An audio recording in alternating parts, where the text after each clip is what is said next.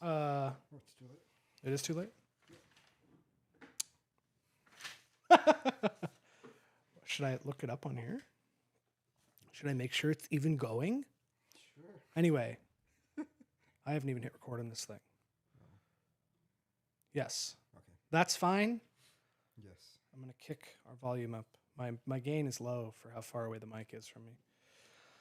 Anyway, welcome to Contra Gentiles Season 4, Episode 1. I don't like how that mic sounds when I turn away from it, so I'm just going to hold it in my lap the whole time. It'll be fine. This is what we wanted. Yeah. Anyway, how you doing? We're going to go here? I don't know. Literally, it has to be on my mouth. Anyway, we'll figure it out. Mine is good. I know it is, because you somehow got it closer to yourself. Are you tiny? I don't know. Weird. Anyway, this is a train wreck. How you doing? You didn't say welcome to the new season. I thought I did. You didn't. Oh, I did it mentally. Welcome to Contra Gentiles Season 4, Episode 1. Yes. We're experimenting with a new Yeah. setup. Inspired by. Yeah, I can't hear you when you don't talk into your mic. Oh, can you hear me now? Yeah, I can. Okay. So we have to just talk into her. Yes. That's why I'm holding it over here. We just need to get bigger. I'll bring Yeah. my normal mic stands Okay. in. It'll be fine. Yeah. Or we could just Experimenting. turn up the gain. No, you get so much of the room echo because it's not treated because we never put the stuff up. Okay. It's fine. Yeah, yeah. But you can hear me now? Yeah, it's great. Okay, good. Yeah, when you're actually talking to the mic, but Yeah. the little thing is too short for what we have going here. So I have to just hold it on my lap like a baby. But yeah, how you doing? Good. Just came back from Square Banks. Gross. People call it. Is that where you were? Yep. Oh, that's horrible. No, I'm every time I go there, it makes me think of suicide. Not that I want to kill myself. Do you but just understand why people do? that is just a place to go to die. I think Yeah. just to kill yourself. It seems like a great place for that. It's like it's hideous. Yeah. I don't know. I don't like Fairbanks. Yeah, it's pretty bad. Probably my least favorite town in Alaska. Well, I've never been to like Bethel and stuff, so like those are Oh, Bethel was depressing too. worse. It's more empty, so maybe because of that. But yeah, Oh. Bethel was pretty gross. Yeah, I walked around like for 3 hours there. It was not. It was bad. Yeah, Anyway, do we just go into it or do we? let's get some of this. Oh, we need to. I can't even. 1 second. I'm gonna put my. I might just sit forward. Would that mess your camera up? No. Okay. Yeah, I might just sit like this so I don't have to. Oh, this is fine. Yeah. So I can have my mic. Yeah, I got little port glasses. It's really dark. Wow. Yeah. What year is this? Is it 10 or 20? How do I tell? Does it say? I think this is like 20 year or 10 year. Yeah, you just look at that. I don't know. I've never. I know the Kirkland one says it really, really Yeah. proudly. It might just not say. I think the little wrapper thing said it was a 20. Yeah, because normally the more aged it gets more like that. Yeah. But it also tastes better. Wow. Look at. Anyway. Yeah, I was looking it up, and apparently, the way it's sweeter because aguardiente, however you say it in Portuguese, aguardiente in Spanish. Oh yeah. They add a liqueur to it, liquor. Wow, it's a strong smell. Ooh. But they add Different a. type of port. I've never had one that tastes. It's a ruby port. Hmm? It's a ruby port. Okay, I like it a lot. that's good. They add a stuff to it that makes it like stops the fermentation process early. So these are normally 20% alcohol. Yeah. And it stops the fermentation process before all of the sugar in the grapes is converted into alcohol. So it's sweeter. Yeah. And also, but it also like it, because the stuff they add is so high in alcohol content, it Yeah. like increases the overall alcohol content of the beverage. Hmm. It's a whole thing. It's one of those things that's like protected by the European Union has some, like how champagne has to be grown in a certain Right. part of Yeah. France. Yeah. It's the same kind of like port has to be in the Douro region of Portugal thing. Yeah. It all has to be made in the same That's spot. beautiful, yeah. Yeah. But anyway, do you want to just jump into it, or do we have stuff? 1 second.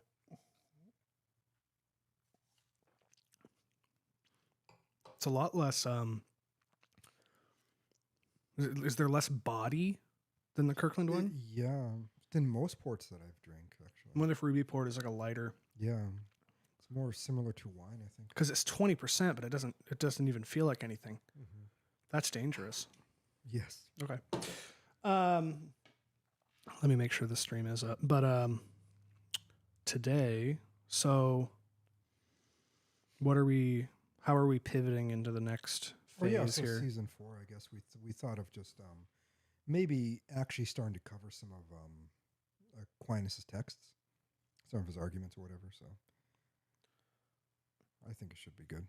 Yeah, because the show's named after Summa Contra Gentiles. But talk again. Can you hear me now? Yeah. Oh yeah, it's a lot better. Oh my God. Okay, sorry. I was just wondering why your audio was off. Oh, okay. Did you change yours to the show? Yeah. Okay, that's I good. was what is going on? Yeah. With your audio was so quiet. Yeah. But I forgot to change yours. But yeah, I think that the audience, both people we know and people we don't, I have not heard from the several hundred up to 1,000 people that listen to the show a week. Yeah. I haven't heard from all of them, but most people I do know that do listen to it, they get more out of it when we engage specific topics. Yeah. And I think that we keep trying. We get into phases where we cover stuff and then we get lazy. Which they're never bad. I actually don't think we get lazy. We just get reactionary. And so we start to react into things. And then, okay. Yeah. So like we talk to too many libertarians online. Yes. And then just the conversation starts going towards that because it's in our head. Yeah. And yeah. And then we just want to talk about people we find annoying. Yes. Yeah. But yeah, I think. I think we're going to, at least for a little bit. Yeah, cover some of the Summa Theologica. We literally have not spent any time dedicated to discussing the namesake of the show. Oh yeah, or we should cover Contra Gentiles, but that'll be secondary. I think we should probably do more of this stuff right now. How many you want to do it for a couple months? Like Yeah, Summa sure. Why not? Theologica? Okay. Yeah, even if we could tailor it to some other things, but I think referring back to it and trying to cover certain ideas that's in here will make the episodes pretty interesting. Because Okay. I mean, it's a lot of material. Well, obviously. Yes. Yeah. How many volumes is it? 5? Yes. 6. 5. 6? Oh yes, 5. Never mind. Yes, 5 volumes. Because you have 5. You have 5. And I have all the 5 full volumes. Contra Gentiles there. That's right next to it. Oh, yeah, the Summa Contra Gentiles, which is the Yes. learned people know that's where the name comes from. But Yeah, it's a great.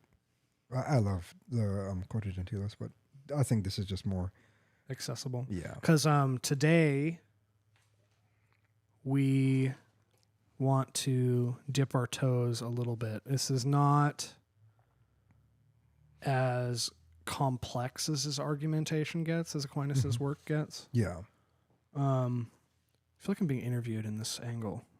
Yeah. I feel like I've never talked to you on here not directly facing you. I know. I don't know how I feel about it. We'll see. We'll see if I veto the exact position of how we're doing it. But Yes, yeah. I do like the less table.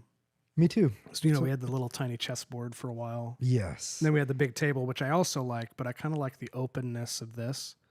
It just, when we did it last time for the other show, it just reminded me of when we started. And And I don't know, it's just comfortable. But we could probably do it more when we're facing each other. Yeah. I'm just feeling it like I'm being interviewed on a TV show or something. But yeah, we're going to cover, is it Prima Partis or Pars Prima? Oh. Pars Prima or Prima Partis is the first part. Yeah. Prima Partis. Is it Prima Partis? Yeah, I think so, yeah. Because I've seen it written both ways. Me too, I'm curious. So the Summa Theologica or Summa Theologiae. Yeah, the Summa Theologiae, yeah. Which one, what's the difference? Why are there two terms? Logica was a translation that they did in I think the 1920s.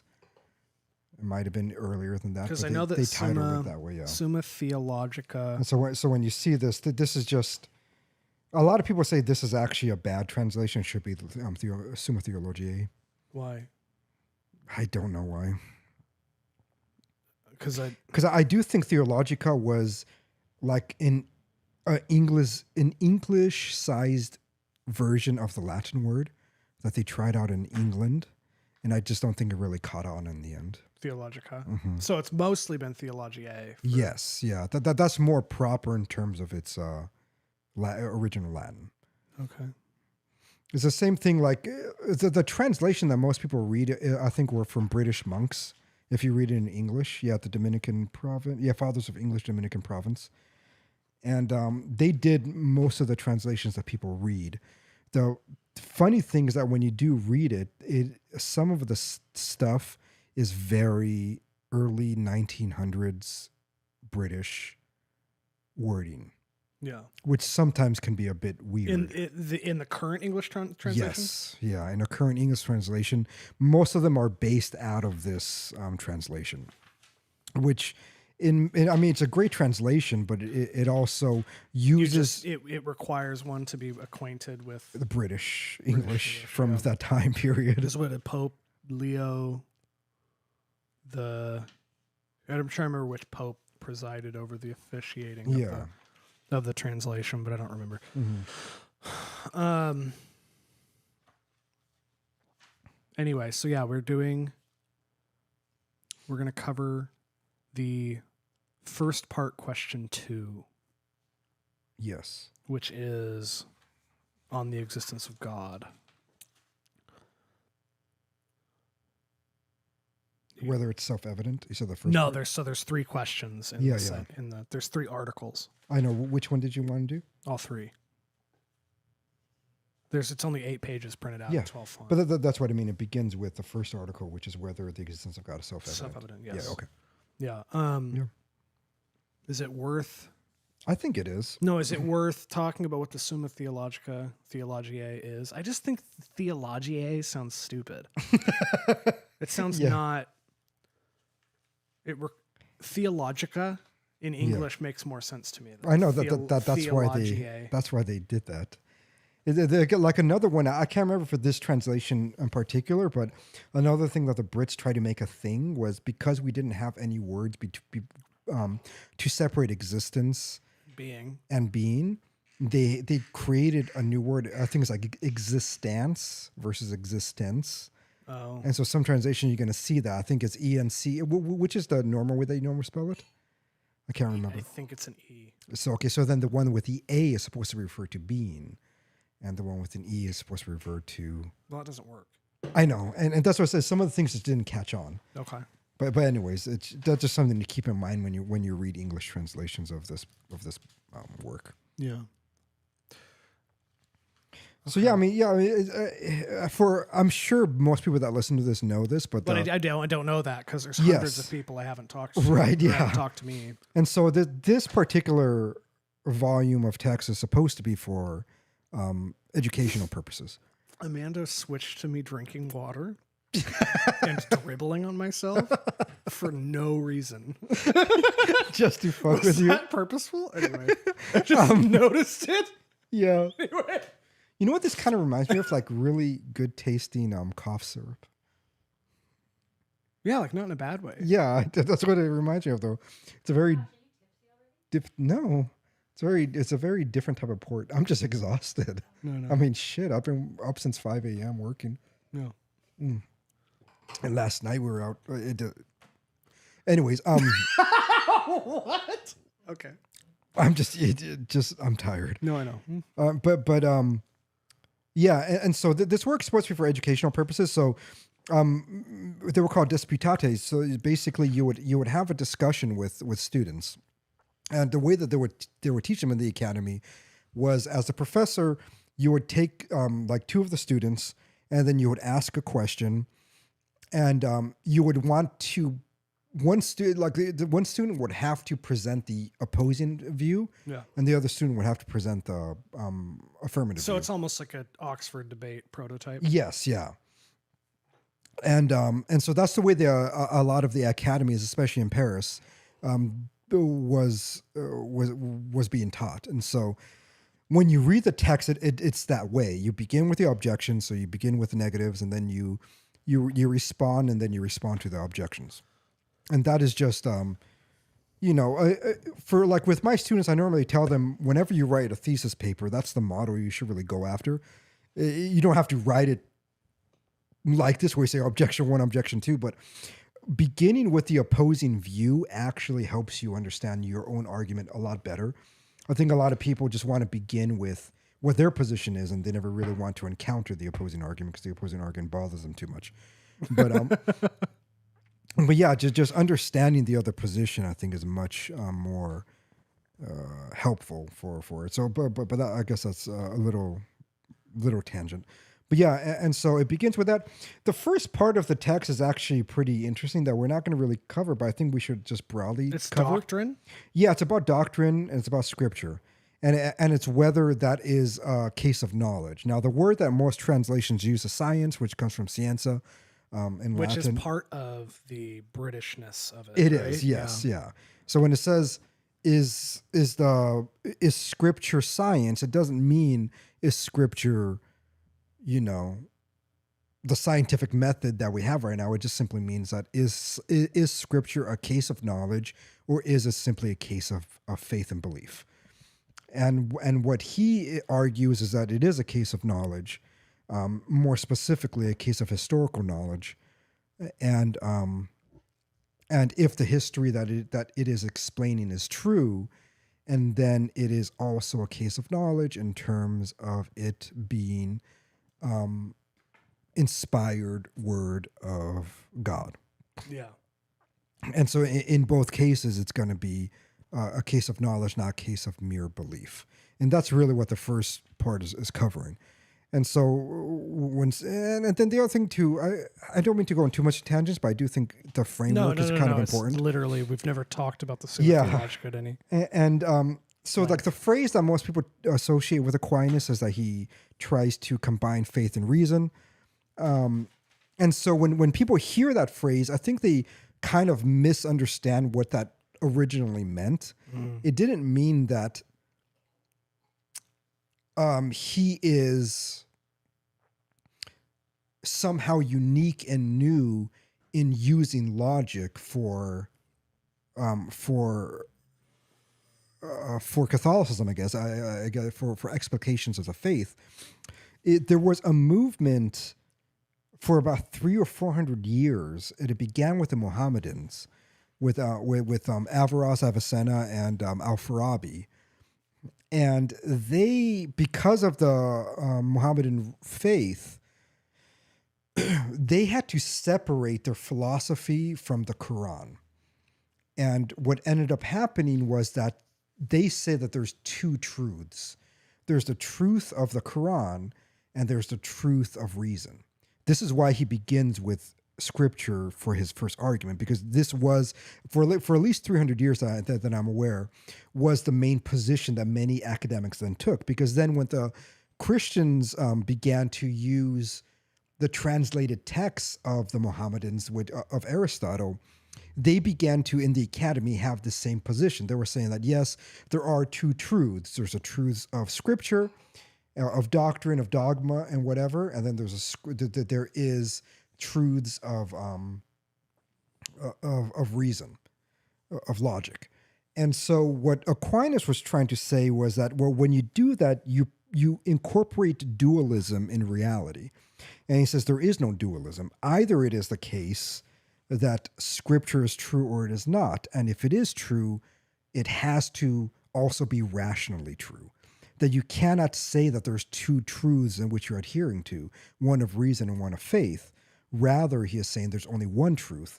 You could get to that truth in a variety of different ways. Like you could get to the truth simply by reading scripture, or you could get to the truth by using logic and reason. But that scripture and doctrine should never be opposing to logic and reason.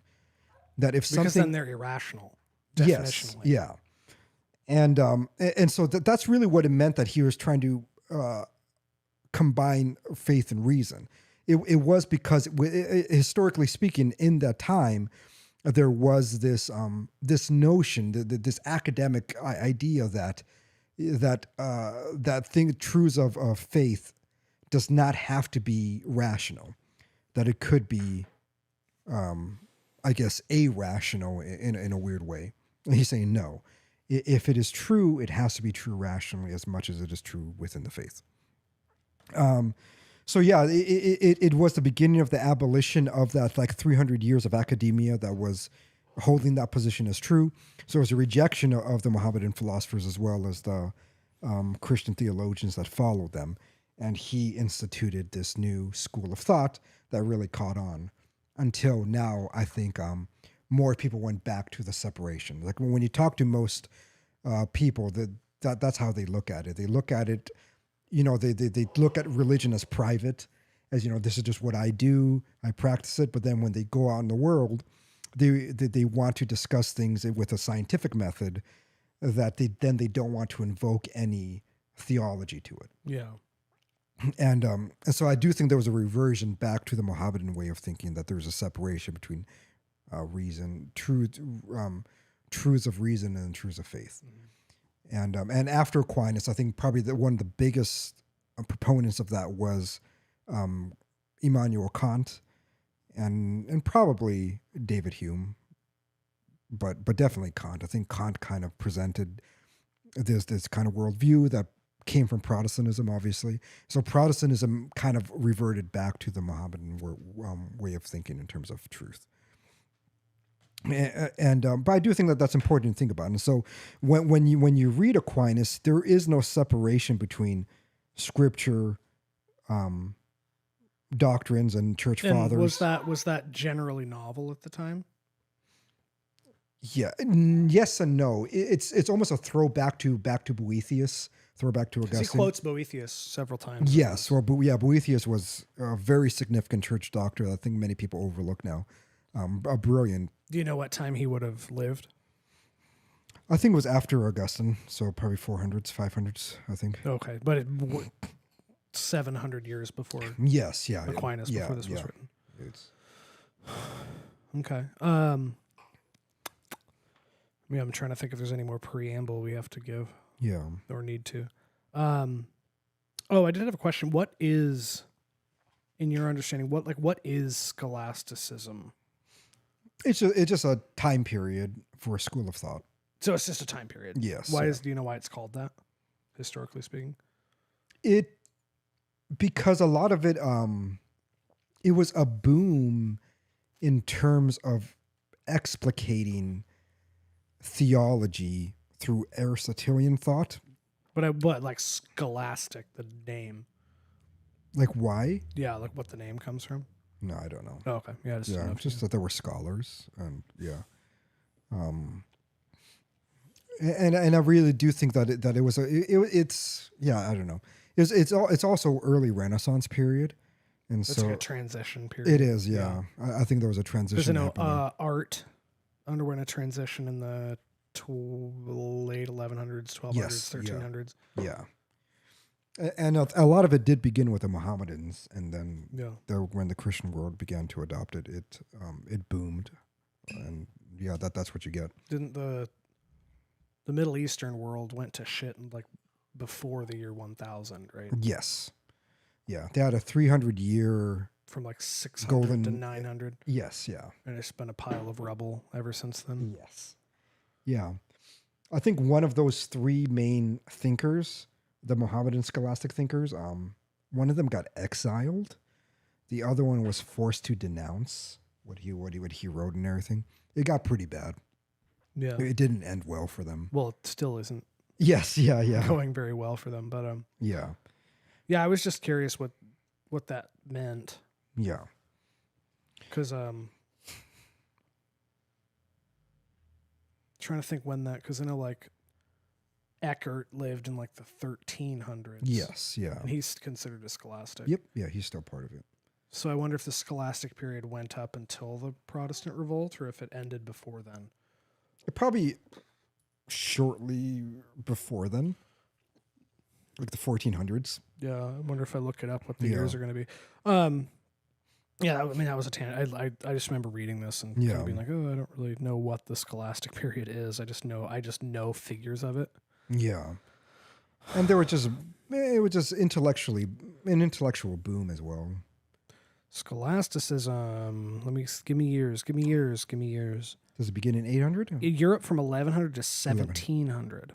Oh, they still call us, okay. Yeah, I wonder who scholastics would have been in like 1650. Yeah, I wouldn't know. I wouldn't know this.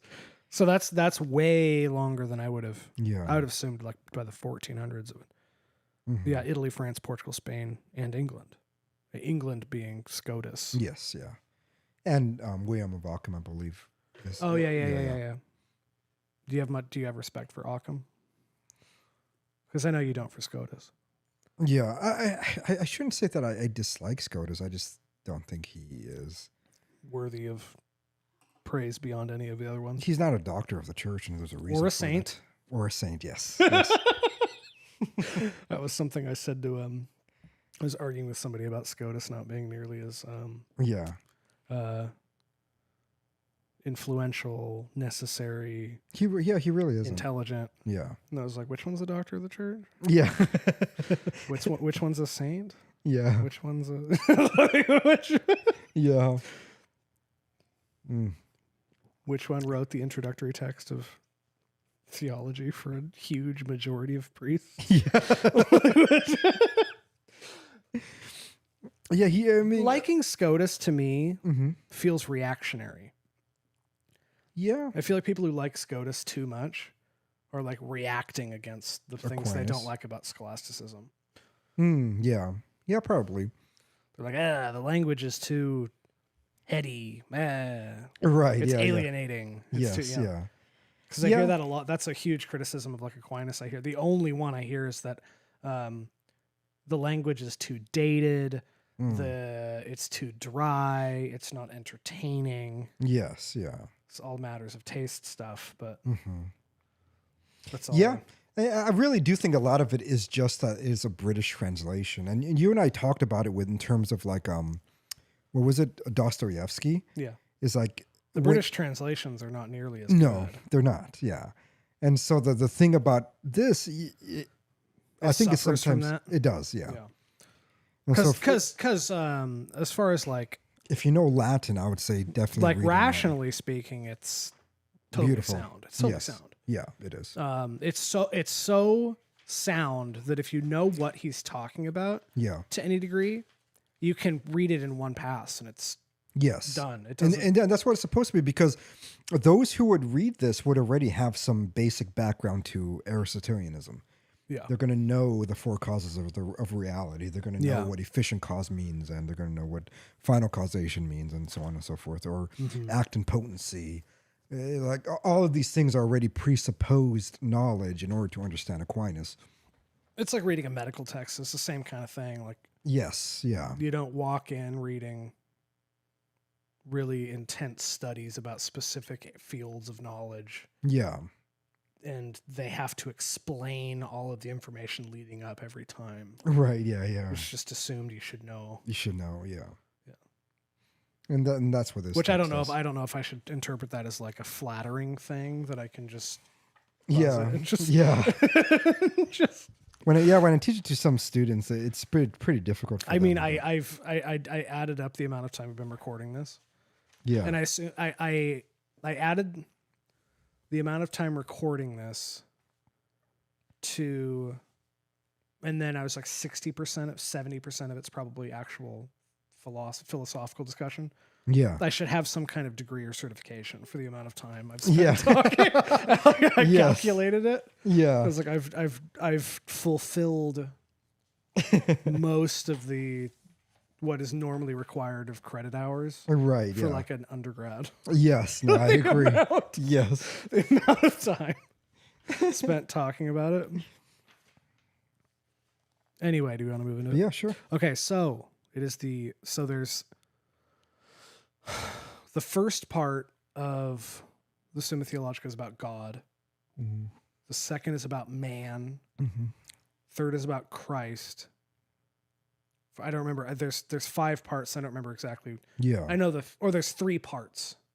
There's different volumes, but there's the God, man, and Christ. And at some point during the writing of this, Aquinas had a beatific vision and quit, right? Yeah, and stopped. Yeah, he stopped writing. So it was eventually finished by his students or something.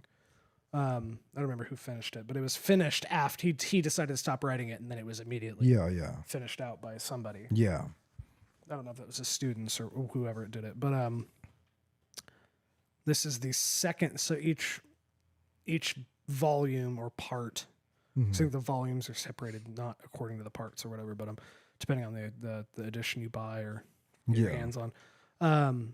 It's all just questions. Right, yeah. And then articles that address that question. So like this one is the question.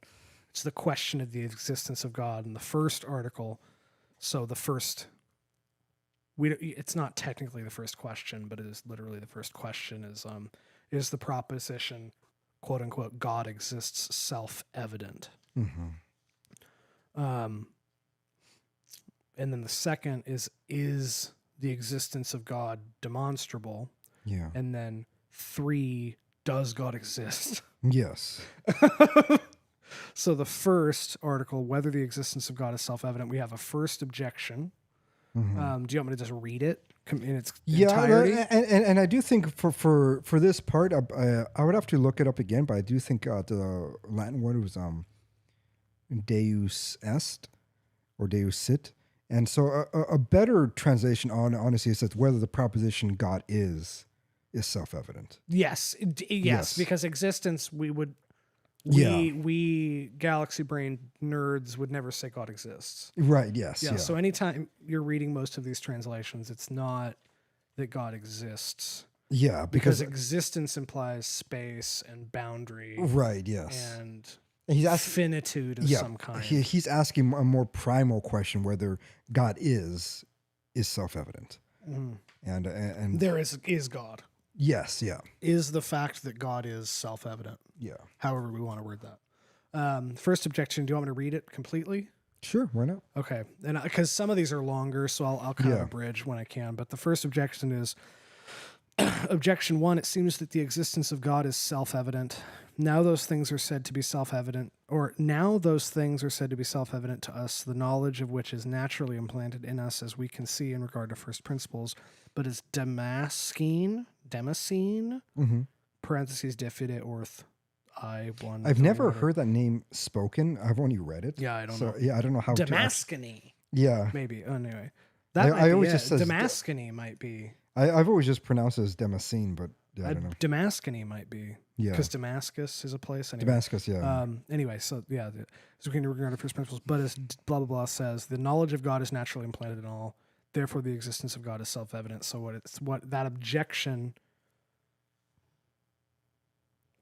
the objection is that God is self-evident. Mm-hmm. Okay. So that one would be saying, because knowledge of nature is instinctual, therefore we must have knowledge of God because he's nature. Because it's the first principle. This is the first principle, so we must. So it's just self-evident that if nature is self-evident, that the first principle of nature must also be self-evident. Uh-huh. Yeah. So the objection 2, further those things are said to be self-evident, which are known as soon as the terms are known, which the philosopher says is true of the first principles of demonstration. Who's Aristotle? The philosopher is Aristotle. Oh, the capital P philosopher. Yes. Yeah. Says is true of the first principles of demonstration. Thus, when the nature of a whole and of a part is known, it is at once recognized that every whole is greater than its parts. But as soon as the signification of the word God is understood, it is at once seen that God exists. For by this word is signified that thing than which nothing greater can be conceived, but that which exists actually mentally is greater than that which exists only mentally. Therefore, since as soon as the word God is understood, it exists mentally, it also follows that it exists actually. Therefore, the proposition God exists is self-evident. I do not. Is that because we can say it and think of it, therefore he must exist? So that one is using who was it? Was it Anselm? No, it wasn't Anselm. Kix, do you remember the name of this the teacher? It starts with an A, and I can't fucking remember it right now. But anyways, it's saying that. So the argument was, I have to look it up because it's going to bother me. I don't remember this person's name. No, it's not Athanasius. No. Maybe it doesn't even begin with an A, but Well, how do you look that up? What's the thing you're referencing? How do you even look that up? Hold on. I'm just trying to fill dead air. Oh. I'm trying to get you to respond so we don't sit here in silence. Well, we can sit here in silence. It's fine. No, I guess it is Anselm.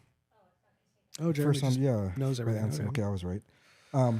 Yeah, so this refers to the argument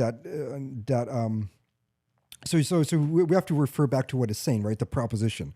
So you have the proposition that God is. And so is a proposition God is self-evident. What he is saying is that when you use the term God is, it has to be self-evident because once you use the term, you already know what you're referring to, which is that which nothing can be thought. And then that which nothing greater can be thought.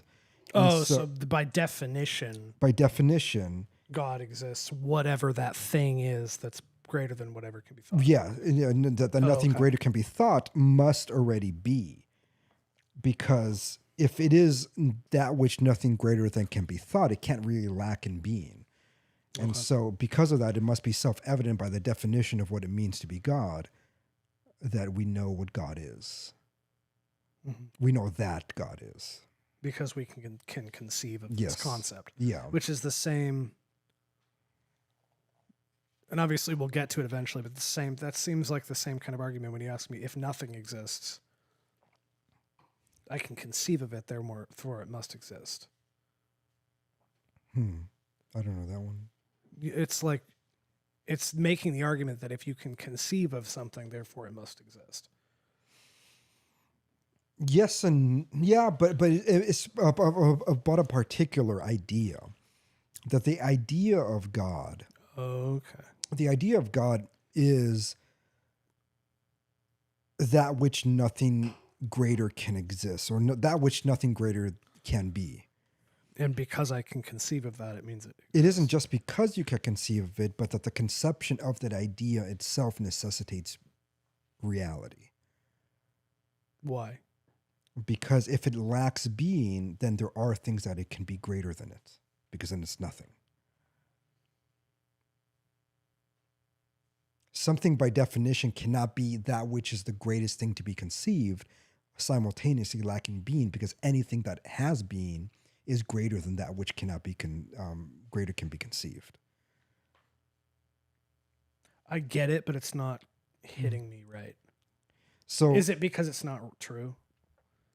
It's objected to. So it is objected to, yes. I wonder, but I mean, you don't have to agree on. with Aquinas here, because someone like St. Anselm would agree with this. Well, I wonder, we'll get to his objection later. I wonder if I just like his answer better. I think that answer is just intuitively not hitting me right. Okay, yeah. But you kind of get what he means, right? Yes, but I don't like it. That doesn't click. Yes. That doesn't click with me. Because I'm waiting for that like click. Because it's a nature of the proposition. You have a proposition, right? It's a truth claim. Mm-hmm. And so the proposition God is. Okay. Right? So you have this, and so from this proposition, what do we mean by that term, God? Yeah. He's saying that the most fundamental definition that we can conceive of that is that which nothing greater that can be conceived. Right? Do you like that?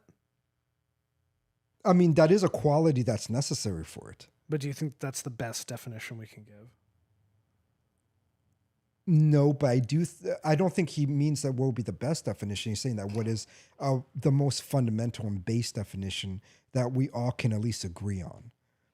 Because if you talk to anybody, it doesn't matter Even what, if they think what he's a big religion, guy, he's the biggest guy ever. Yes, yeah. Okay. Yeah, okay. yeah. The part So of the maybe that definition just doesn't matter to me. That's just right, there's something about this line of argumentation. yes, that I'm not, it's basically a universal definition that anybody, even an atheist, would have to admit. Okay, that's what they mean by it. That's what you mean by it, right? Yeah, and if that's what you mean by it, that definition, that part of the I guess the reference to the term God, then must not lack in being, because if it does, and then it is not actually that which is greater, that which nothing can be greater. Because the thing that cannot be, that is greater than anything else, must have the most being, or just must have being at all, at least. Because what you're saying is that the term Deus est, right, that God is. This term Deus, God, is referring to something. Now, the referent, if it lacks in being, cannot actually be referring to God anymore. Because if it's not referring to God, then it isn't. Then there's many things that are greater than it, and so then it cannot be God. Well, then it's just not at all. So it's just there's no bigger comparison to make. This just isn't. I think that's the part I'm not, because lacking in being at all makes something smaller or not as great instead of just saying it isn't. I think there's and so then to say that God isn't what Anselm would hear with this objection is saying is that then it's a nonsensical proposition. It's a paradoxical proposition. What's the paradox? Explain it again. There's something not clicking. Because I hate that this happens and then I don't end up getting it and we move on. And then I'll listen to this tomorrow when I'm editing it. I'm like, why didn't I get that? because when you... what's the paradox? The paradox is that the term God must have a reference. Okay, obviously. All right? And if that reference is in the most base sense, that which nothing greater can be conceived, that if that referent lacks in being, and then it isn't that which nothing greater that can be conceived. It can't be. Yeah. Because it's nothing then. It's lacking in reality. I think I'm trying to find a depth to this argument that isn't there. I think what's happening, because that makes sense to me, but I'm still because then his point is that's why that's why the proposition God is self-evident. The point is that there's no depth. The point is that it is self-evident. You don't need argumentation. This still isn't making any sense to me. It seems like a dumb argument to me. Yeah. It's not hitting at all. I think that's maybe hit the least of any argument you've ever told me. I don't know what's going on with that. There's a lot. I bet Amanda gets it. Well, she encountered this since high school. No, I know, but that doesn't. That's just. Well, God is, because if he wasn't, then he wouldn't be. Yes. Really? That's what it is. That's stupid. Like, okay. So what they're saying is that therefore it is self-evident. Because I said it. Not because you said it, because when you utter that phrase, the only coherent phrase would be Deus est. Okay. Because I wonder if I was reading it in Latin, it would make more sense. Because then the other phrase is as nonsensical as saying there is no universal truth. The reason why that's nonsensical is because you're making a truth claim. Yes. And so by saying God isn't, you're making a claim of being. Yes. You're using the term God, which refers to absolute being, and then saying that absolute being is not being, which is nonsensical. But you do have to presuppose a lot to say that. No, because in just the most fundamental sense, it would be that which nothing greater is. And so if there's nothing... it's not that I don't get it, so I think it's dumb. I think it's too simplistic. I think it is very simplistic, yes. I think it's like low IQ. Like it doesn't... Well, I don't think it's that, but... No, it just, there's something about it that I'm just like... okay, and like, Yeah. I wonder if I am like just trying to find some light bulb thing in it that isn't there. It's very similar to the argumentation that I have against relativism, epistemic relativism, Yeah, ontological well, relativism. is that what you just said true kind of thing? Yes, yeah, it's the same thing. It's Okay, like, well, yeah. I don't see how that's the case, Okay. but I just am not going to get it. And then I'll listen to this tomorrow and be like, wow, I'm just stupid. No. Because then I'll hear you say it one time and be like, okay. I don't know why that happens. Yeah. I think sometimes. Because I won't think about it again. Yeah. Because I don't get it. I'm not just going to sit and think about. I couldn't even articulate what you just said, really. Like I would say, God must be, because if he wasn't, then he wouldn't be. That's what you've told me. Yes, that's the argument. That's so. So what do you say? So I wonder if that is just such a simple argument that it must be stupid to me. No, it's that the argument. The argument is that it is self-evident. It's like saying truth is universal. Why? Because if it wasn't universal, so I'm making his argument. yes. So what you're saying is that because if you say that truth is not universal, then it's not true. And so truth by definition must be universal. What he is saying is that the term God, or the phrase God is, Yes, okay. must be the case, because if it isn't, and then you're not even referring to God. You're referring to something else. Well, I can make up any word that doesn't mean anything. Yes, and just say that. So that's why he says the definition, that which nothing greater can be conceived, because it's referring to something. And so if this term is referring to something, and then you deny that which is referring, you're not really referring to that thing anymore. So I just don't like it. It just doesn't feel good. There's no moment I'm having with that. Yeah. Where like I could articulate it as stupidly as possible. It is the most reduced of a way as possible. Like, Yes, I get it, but I don't like it. Yeah, yeah. Like, why was that worth saying? Because then you're saying it's self-evident. I understand, but I don't give any other argument that's better than that. No, but what would be better than that? I don't know. I don't. Because that makes it self-evident then. Like, do I have to make an argument that truth is universal? Because anything Why else. am I hung up on this? Because any other. Okay, but you're saying my phrasing I've used. Can you phrase that again? God must be. Okay, God because must if he wasn't, then he wouldn't be. That's what I said. So God must be. Yeah. Because I guess I would end that with God. Then he wouldn't be God. You're not talking about God anymore. You're not talking about Deus anymore, Theos. You're not talking about any of that anymore. Because it necessitates reality in order for it to be what it is. Okay. Yeah. So maybe this argument just wouldn't convince me of anything. Okay, Maybe yes. I get it and I'm like, it just doesn't matter to me that's the case. Yeah. Okay. Because not all arguments are satisfying, even if they're true. Like sometimes you're just like, Yeah. Yeah. I would agree with you. That's just not enough for you to what do you mean what do you agree about? That I think there's some arguments that doesn't click with people. Oh, that doesn't okay. matter Yeah, to that them, one yeah. doesn't. That just doesn't. Yeah. Like okay, and that doesn't. Of course, it's almost like yes. Of course, you would say that.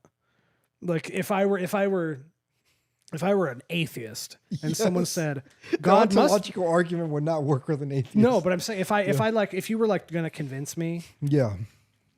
that God was real, and you said, well, God must be, because if he wasn't, then he wouldn't be God, and you're like, okay, that doesn't matter to me at all. I agree with you there. It is not a convincing argument for but it's just, I think wonder if it's just like it doesn't, like that's not useful information. We're only on objection freaking 2. That's why I said there's a lot of material. We might not even get to the 5 ways. Yeah, there's a We could make it a part 2 or something. But anyway, objection 3. Whether God's existence is self-evident. Further, the existence of truth is self-evident, which we could explain. Yeah. But for whoever denies the existence of truth grants that truth does not exist. And if truth does not exist, then the proposition truth does not exist is true.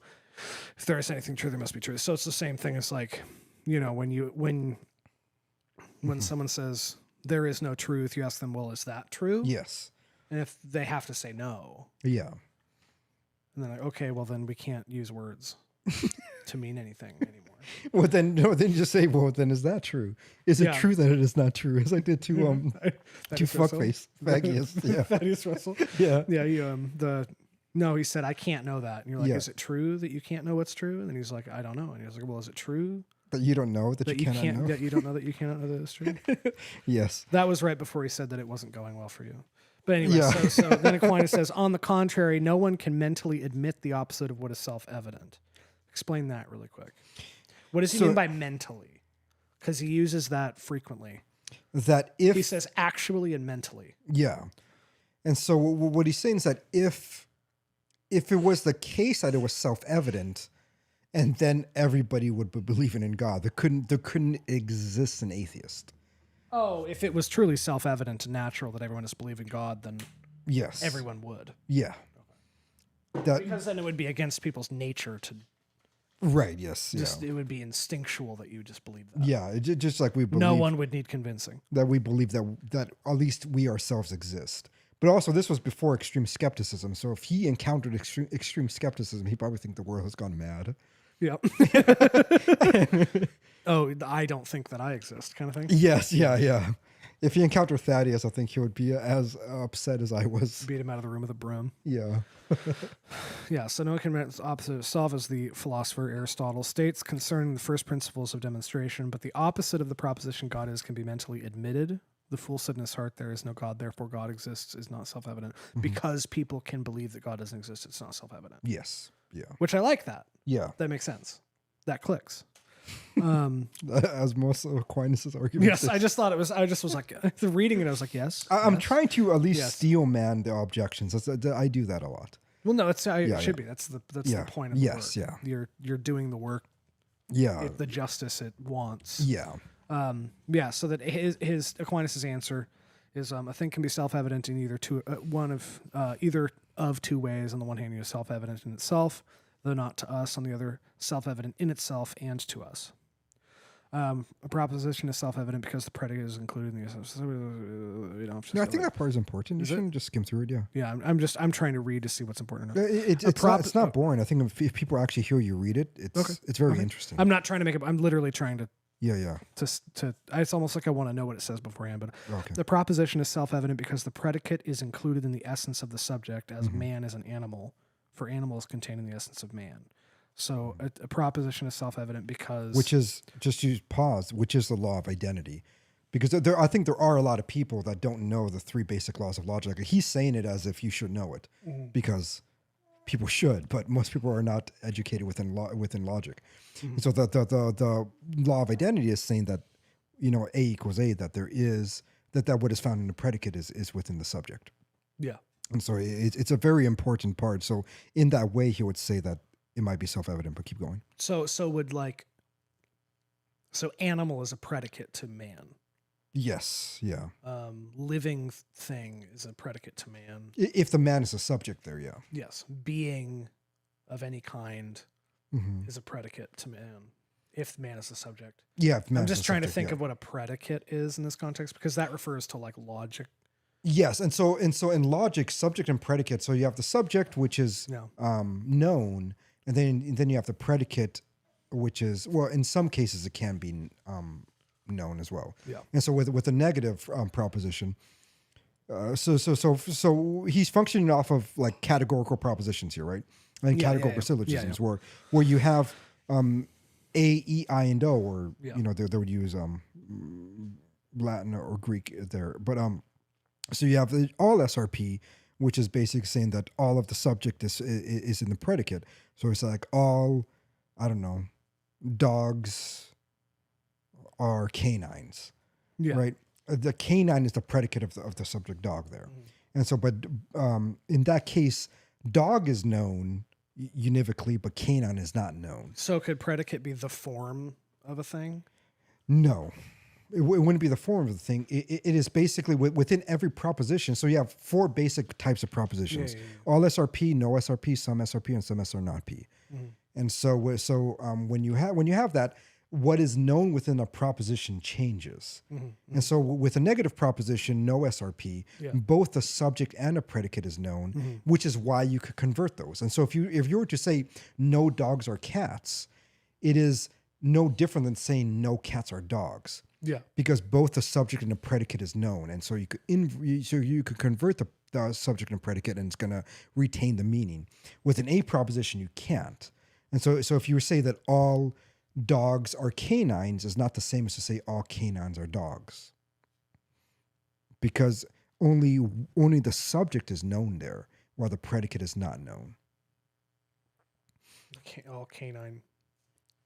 Oh, it's you don't know it in its complete essence. Yes, and the predicate is just never really known. And so if you look like in a Venn diagram. So all people are living things. Yes, but not all living things are people. Because you can't know the predicate. The extent of the predicate. Yes, you only know the predicate in reference to its subject. While in a negative proposition, you know them independently because it is negating it. And then when you have a particular proposition like some SRP, neither is known. You don't know the subject or the predicate univocally. And then when you have some canines are dogs. Yes, but how do you not know either one? What quality of that statement means that I don't know that? Because you don't know that univocally. You only know that particularly. Oh, because that's part of the nature of the phrase is that some instead of all blank or blank. Yeah. And then when you have the negative the negative particular, the predicate is known. So is that called a particular? Particular ones was with some, and universals is all or no. And is that the label for those phrases? Yes, particular and universal. Okay. And so then when you have a particular negative, the interesting thing with that one is that the predicate is known and the subject is not. So if you say that some cats are not hairy, hairiness is fully known because you know that the entire category of hairiness is not inside at least one cat. And so univocally, hairiness is known while cat is not. And so what he's saying here in terms of the law of identity is referring to this relation that you have with the subject and predicate. Yeah. And so when you have the phrase God is, then you have the subject God, and then you have the predicate is. And so because I understand that language on like a grammatical level. Yes, which is probably so in one sense, it is self-evident. It would have to be because of the relation between the subject and the predicate. Okay. But what he's saying in a different sense, it isn't. So that's why he wants to separate that something can be self-evident in two ways. Either on one hand, it's self-evident in itself, which he would say yes, the term. I'm jumping the gun, but the proposition God is self-evident in itself, which will make Anselm correct, but it is not self-evident to us. Because we don't know what God is. Maybe. Yes. We don't fully. Yes. One does not. Okay. Yeah. So if therefore the essence of the predicate and subject be known to all, the proposition will be self-evident to all. So like if everybody can know, just knows what the fact that you are, everybody does know that they are. Except that is, but yes. Yeah, well, he does know, but he doesn't want to admit it. That was just so upsetting. I know. I don't know if I hate this. Okay. Yeah, so it's just as is clear with regard to the principle of demonstration, the terms of which are common things that are of no one is ignorant. No one is ignorant of. Why would they use end of sentence that in a preposition? Such as being and non-being, whole and part, blah, blah, blah. If, however, there are some to whom the essence of the predicate and subject is unknown, the proposition will be evident in itself, but not to those who do not know the meaning of the predicate and subject of the preposition, which this makes sense to me that if you don't know what God is, yes, that's not going to be self-evident to you. Yeah. Yeah, it's saying, so he quotes Boethius, who said, whether all that is or is good, that there are some mental concepts self-evident only to the learned, as that incorporeal substances are not in space. I don't understand it as that incorporeal substances are not in space part. Does that mean you just don't encounter them as like passive. Let me phenomenon. read it again. Where is it at? Whether all that is Or is good. I don't know why that quote there. I think there's some weird punctuation. Like literally this punctuation is making it hard to know where the quote is. Okay. Whether all that is good, that there are some mental concepts self-evident only to the learned. Yes. As that incorporeal substances are not in space. I don't understand this. It's not. Does that just that mean because you're only to the learned because they don't just exist as phenomenon to be encountered passively? No, because for the learned, they understand what these terms refer. I know, but it says to. that as that incorporeal substances are not in space. I don't get that part. Does that just mean that incorporeal things are not things encountered? Oh, right. Passively? Yeah. So like you can't. I see what you mean. Yeah. God just isn't like a thing that is in Exactly, the world yeah. that you just happen to see and know is there. Yeah. You have to like you have to rationalize it. Yeah. Therefore, I say that this proposition, God exists, of itself is self-evident, for the predicate is the same as the subject, because God is his own existence, as will be hereafter shown. Now, because we do not know the essence of God, the proposition is not self-evident to us, but needs to be demonstrated by things that are more known to us, though less known in their nature, namely by effects, which I think is an excellent argument. Yes. Which I think is why he's a doctor of the church. Yes. It's literally, it's beautiful. Yeah. It's just like, because we cannot know God in his essence, which he's saying stuff like that. I don't know why Orthodox guys don't like him, but it's true. I don't understand. I don't get it. He says things that I'm like, well, the Orthodox guys say this all the time, constantly. That's their whole thing. Yeah. Because we can't know God in his essence, but we can know the essence of other things. Yeah. It has to be demonstrated. It has to be demonstrated because it's not just a thing that's self-evident. Yes. Yeah. Yeah. Okay. So he replies to objection 1. What was objection 1? So this is the one that the knowledge of God is naturally implanted in us. He objects to that by saying, to know that God exists in a general and confused way is implanted in us by nature, inasmuch as God is man's beatitude. Beatitude means his end. Yeah. Is that a poetic way? What does he mean by beatitude? Is this the same translation you have? Yes, inasmuch as God is man's beatitude. So his telos. Yes, is that a different way of saying that? Beatitude being. I don't know the exact like. I wonder if beatitude is referencing that same kind of concept from Symposium, where the the end of man is to just experience beauty. I think so. Yeah, same kind of thing. The knowledge of God is instinctual and innate and self-evident insofar as all men are pointed naturally oriented towards God in their end. For man naturally desires happiness, and what is naturally desired by man must be naturally known to him, obviously. Yes. We know we like stuff. This, however, is not to know absolutely that God exists. Yes. Just as to know that someone is approaching is not the same to know that Peter is approaching, even though it is Peter who is approaching. So it's kind of an example, like you can know stuff generally. You can know something is happening without knowing exactly what's going on. Yes. Like you can hear a car accident. Yeah. But that's all. You just know that something happened. Yeah, you can learn more if you investigate. Yeah. But then it would have to be. For many, there are who imagine that man's perfect good, which is happiness, consists in riches, and others in pleasure, and others in something else. Yeah. So that's saying that it's not self-evident because I can essentially deify pleasure. Yeah. That even though you do know that man's end is for happiness, what that means to other people can differ. And if God were just self-evident, everybody would always be oriented properly towards God. Yeah. And then objection 2, this is objecting to the thing I didn't like. Yes. If God must be, because if he wasn't, then he wouldn't be. That. Okay, dork. So his reply to that would be, perhaps not everyone who hears this word God understands it to signify something something than which nothing greater can be thought, seeing that some have believed God to be a body. True. Yes. Yet granted that everyone understands that by this word God is signified something than which nothing can be greater can be thought. Nevertheless, it does not therefore follow that he understands that what the word signifies exists actually, but only that it exists mentally.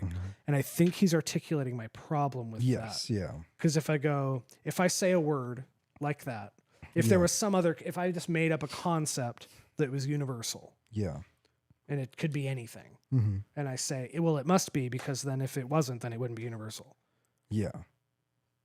Like, okay. Like it's not necessary to, it doesn't convince me. It's not rigorous enough. Maybe Yes, I think he articulates well what my problem is. Right. Yeah. Better than I can.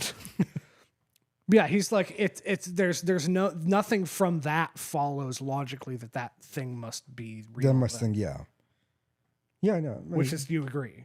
Of course I agree. Yeah. Yes. No, I know you agree. Yeah, I felt like I was going insane. I was like, okay, what is that? That doesn't matter that premise is the premises are sound. Yeah. It just doesn't, there's nothing logical. Okay, therefore God must be. It's like, yeah. And it felt flimsy, and then Aquinas says it is flimsy.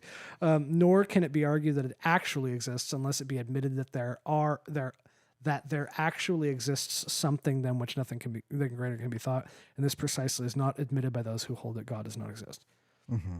So that's you also said that argument doesn't do anything to people that don't think that exists. Exactly. Yeah. Yeah. Like if someone thinks that many people now is that every phenomenon, every phenomenon. Yeah. Non is the singular. Yeah. Yeah. Okay, if every phenomenon can be rationalized, Yeah. or reduced to understanding by the scientific method or whatever. Yeah. Yeah. They're By efficient causation. Yeah, they're not going to go, okay, well then God is real. They're like, no, we don't think that's nothing. There's nothing you can think of that is greater than what can be thought. Or whatever, to them. Yeah. Okay. Yeah, that's kind of what I was saying. Is like, well, what if I don't accept that term? Yes. Yeah. the only thing that I think somebody who defends that case will still say, then you're not thinking of what I'm meaning, or what that proposition inherently is referring. What if I just don't believe that thing exists? That's what he's saying. That's what Aquinas is saying, right? Yes. That's what I mean. Obviously, I don't. Yeah. I don't subscribe to that. No, I know. Idea, Yeah. But I'm saying, what if I just don't? What if I just go no? Yeah. I'm just playing the devil's advocate. No, here. I know you are. No, and I appreciate it. What I'm saying is that I think what an objection that could be against Aquinas here would be, then if you are denying the reality of God, you're not denying God. You're denying something else. Yeah. And I think the reason why some of this, I think there's an intuition of truth here, because I agree with Aquinas that argument just doesn't work sometimes. It doesn't work because it's not convincing to people who don't agree with you. You have to know what that term means. Yeah. And because you have to know what that term means, the knowledge of the meaning of that term is not self-evident. Yeah. But the objection was saying that that's a reason. It's exactly. But once you do know what the term means, I actually then think that you cannot deny it. Yeah. Because, no, I'm not. And I don't know. I don't even want to say that I wasn't. That's why I just kept saying I thought it was stupid. Because I'm not denying it. Right. In the end, but it requires more. And that's what Aquinas is saying. I want to clarify that I'm not saying that argument was wrong. Right. Yes. It was leaving me a lot of okay and. Yes. Yeah. I was waiting for you to do a thing to it that was you can't. Yeah. Galaxy brain. Wow. Okay. My life is different now. I was waiting for a moment with it. Yeah. I was like, oh, that's That really is just it. That's really it. Yes. Okay, so that's Yeah. useless. Like I couldn't say that to anybody and it matter. who wasn't already super educated. It wouldn't. Yes. Yes. Okay. Yeah. Yeah. Yeah. And then okay. So the reply to objection 3, Which is the Article shortest 1, reply. Yes, is the the one that. The existence of truth. Yeah. So let me look at. I just want to paraphrase that really quick. So it's supposed to be a further from objection 2. Like Yes, but I'm just want to remember what objection 3. Well, yeah, it's just So it's the same thing of like, well, to God is truth, and you can't. Yeah. There must be truth because if you say there's no truth, well, then is that true? Is that true? Is that Yes. Yeah. And eventually, you have to admit the truth is, and if God is truth, then therefore God must be. Yes. Yeah. And reply to objection 3, Aquinas' reply to that is the existence of truth in general is self-evident, but the existence of a primal truth is not self-evident. What do you think of that? Because that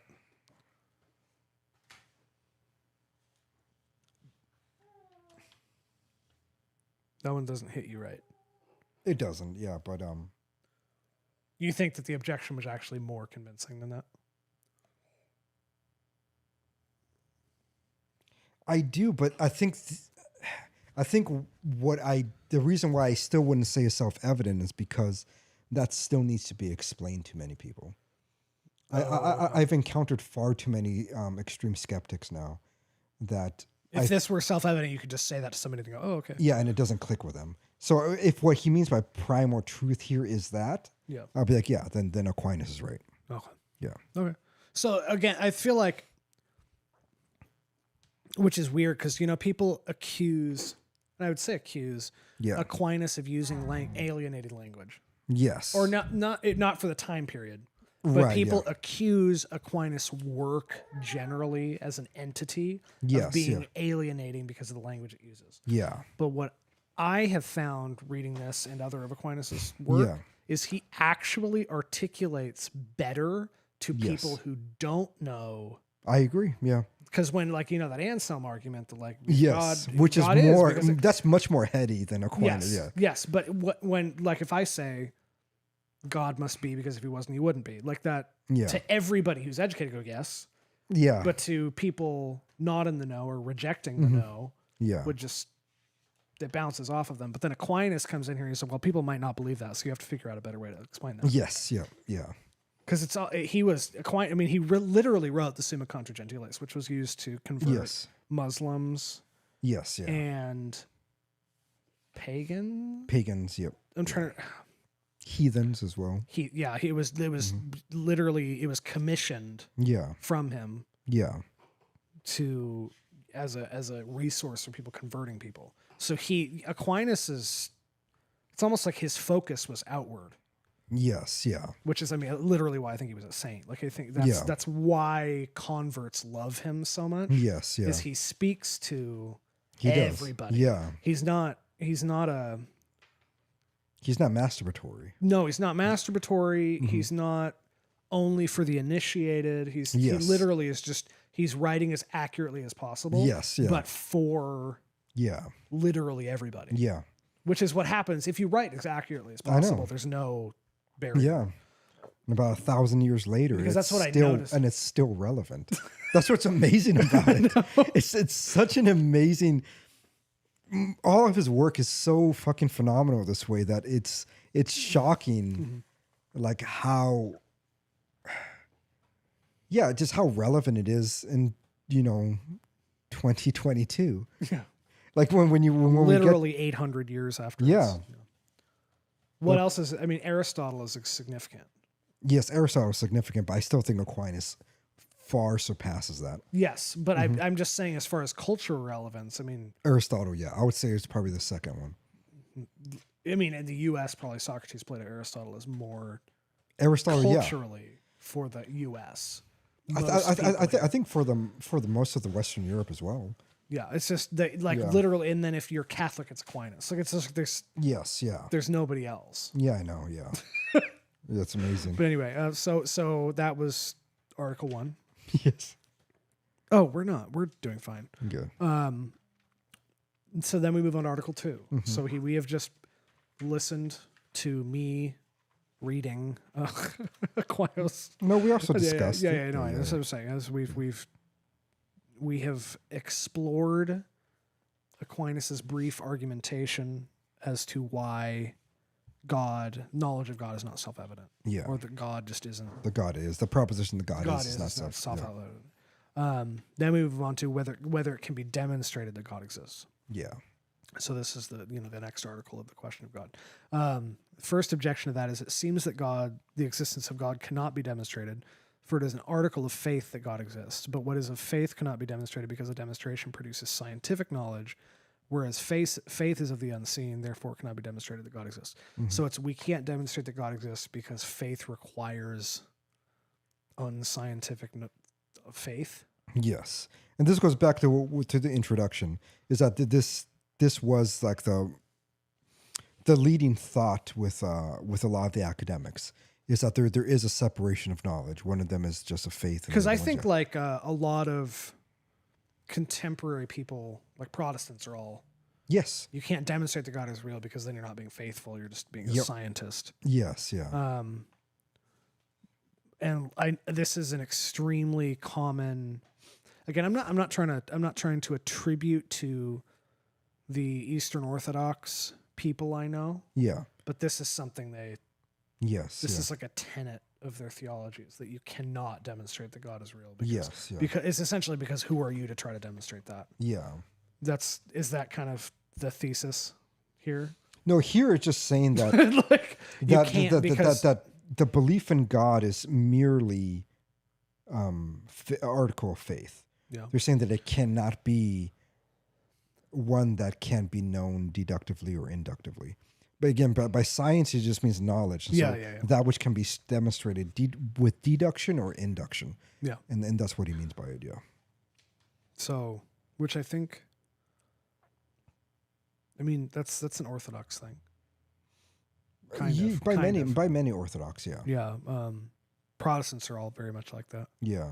But anyway, objection 2 is further the essence is the middle term of demonstration, but we cannot know in what God's essence consists, but solely in what it does not consist. As Damascene, whatever, Damascene says, in De Fide Orth 1:4, therefore we cannot demonstrate that God exists. You can't demonstrate the essence of God or that God exists because we can only know what God isn't. Yes. Therefore, you cannot make any positive claims. Yeah, pretty much, yeah. Okay. I mean, that's dumb. Yeah. Okay. These are dumber.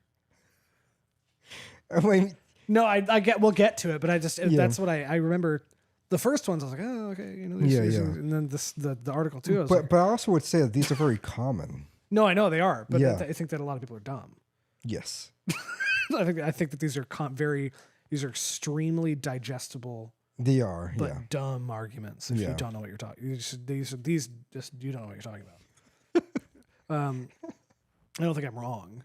No, I don't think you're wrong. Yeah. Objection 3: if the existence of God were demonstrated, this could only be from his effects, but his effects are not proportionate to him, since he is infinite, his effects are finite, and between the finite and infinite there is no proposition. Therefore, since a cause cannot be demonstrated by an effect not proportionate to it, it seems that God's existence cannot be demonstrated. This one is more convincing. I'm not convinced of it. I know, but this one is a much. Yeah. This argument is much stronger. It's almost geometric. Yeah. That if God is infinite, which is obvious, we would agree with that. Yes. Yeah. But his effects are finite. Mm-hmm. There's no relationship between the finite and infinite proportionally. Yeah. So it's a fool's errand to try to attribute the finitude to the infinite by saying, well, this thing happened, therefore it must be some proportional representation of God in some way. Yeah, I think that's a good way too. I think that this is that to me, that's much more coherent. Yeah. Than you have to have faith in God. You can't show God. You just have to believe it and not. not see it ever. Just say that with a redneck pastor voice. I think that one. If you read it with that one, that would be better. The whole Just objection one. you really What was it? The King of the Hill voice. on the contrary. Yeah. On the contrary, the apostle says, on the contrary, the apostle says, the invisible things of him, meaning God, are clearly seen, being understood by the things that are made, which is Romans 1:20. Boom! Scripture, son. Yeah. Slam, dunk, done, over. Scripture's always right. It says we can, but this would not be unless the existence of God could be demonstrated through things that are made. For the first thing we must know of anything is whether it exists. Whether it is. Yeah, whether it is. Yeah. Okay, which we're. I almost don't even want to say exists, but Yeah. that's so funny. It's okay. The thing. I think it'd be worth clarifying that we're very much not biblical literalists. Yes. Yeah. That doesn't mean you can't absolutely 360 no scope somebody with scripture. Right. Like if someone's like a statement like that, if someone's like, we can't know God from his effects, and that's like, you can just open the Bible and point at it. Yes. Like, yeah. When something is that deliberately spoken. Actually, Yeah. it does say that we know him through his Yeah. works. Yeah. It sounds like it's fun. It is a nice feeling to be able to do that, because Yeah. that is what Aquinas is doing. Yes. It's like, actually, Yeah. the Bible says. And since he already shown in Yeah. the first part that the Bible is a case of knowledge. Yeah. There cannot be a contradiction. So he answers, I answer that demonstration can be made in two ways. One is through the cause, and that is called a priori. Mm-hmm. And this is to argue from what is prior absolutely.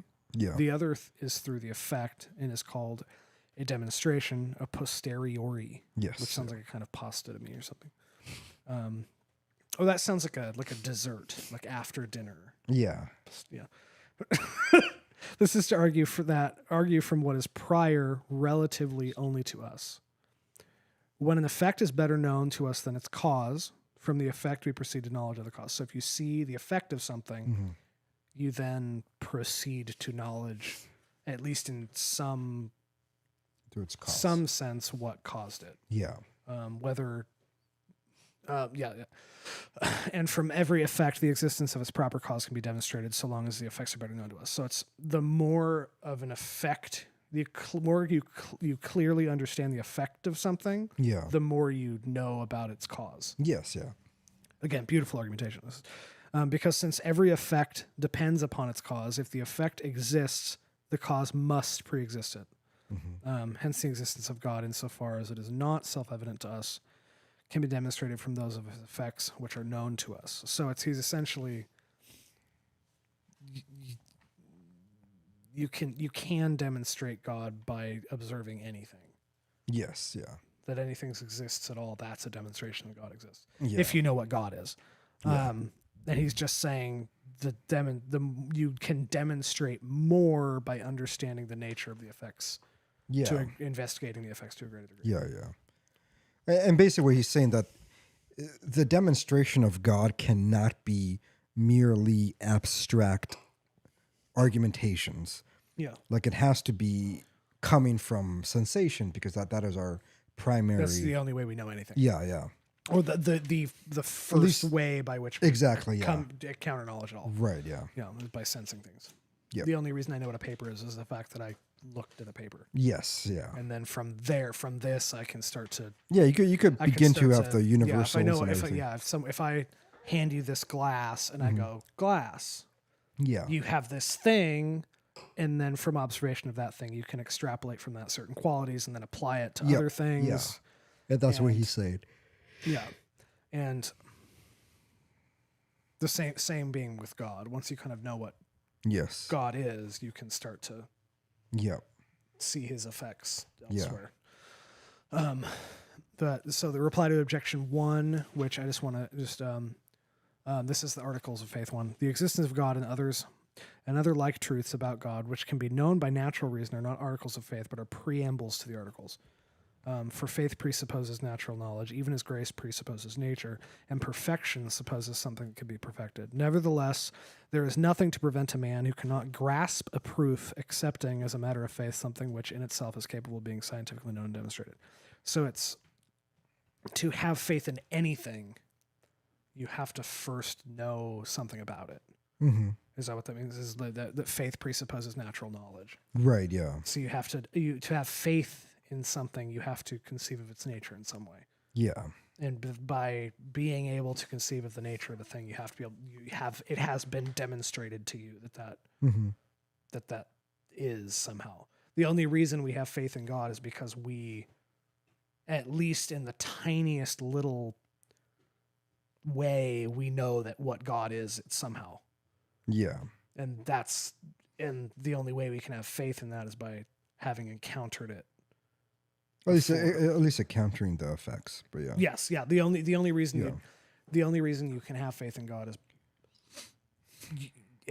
faith presupposes some knowledge of the nature of God or the effects of God. And what he's trying to say here is not just about faith in God, just faith in general. Yes.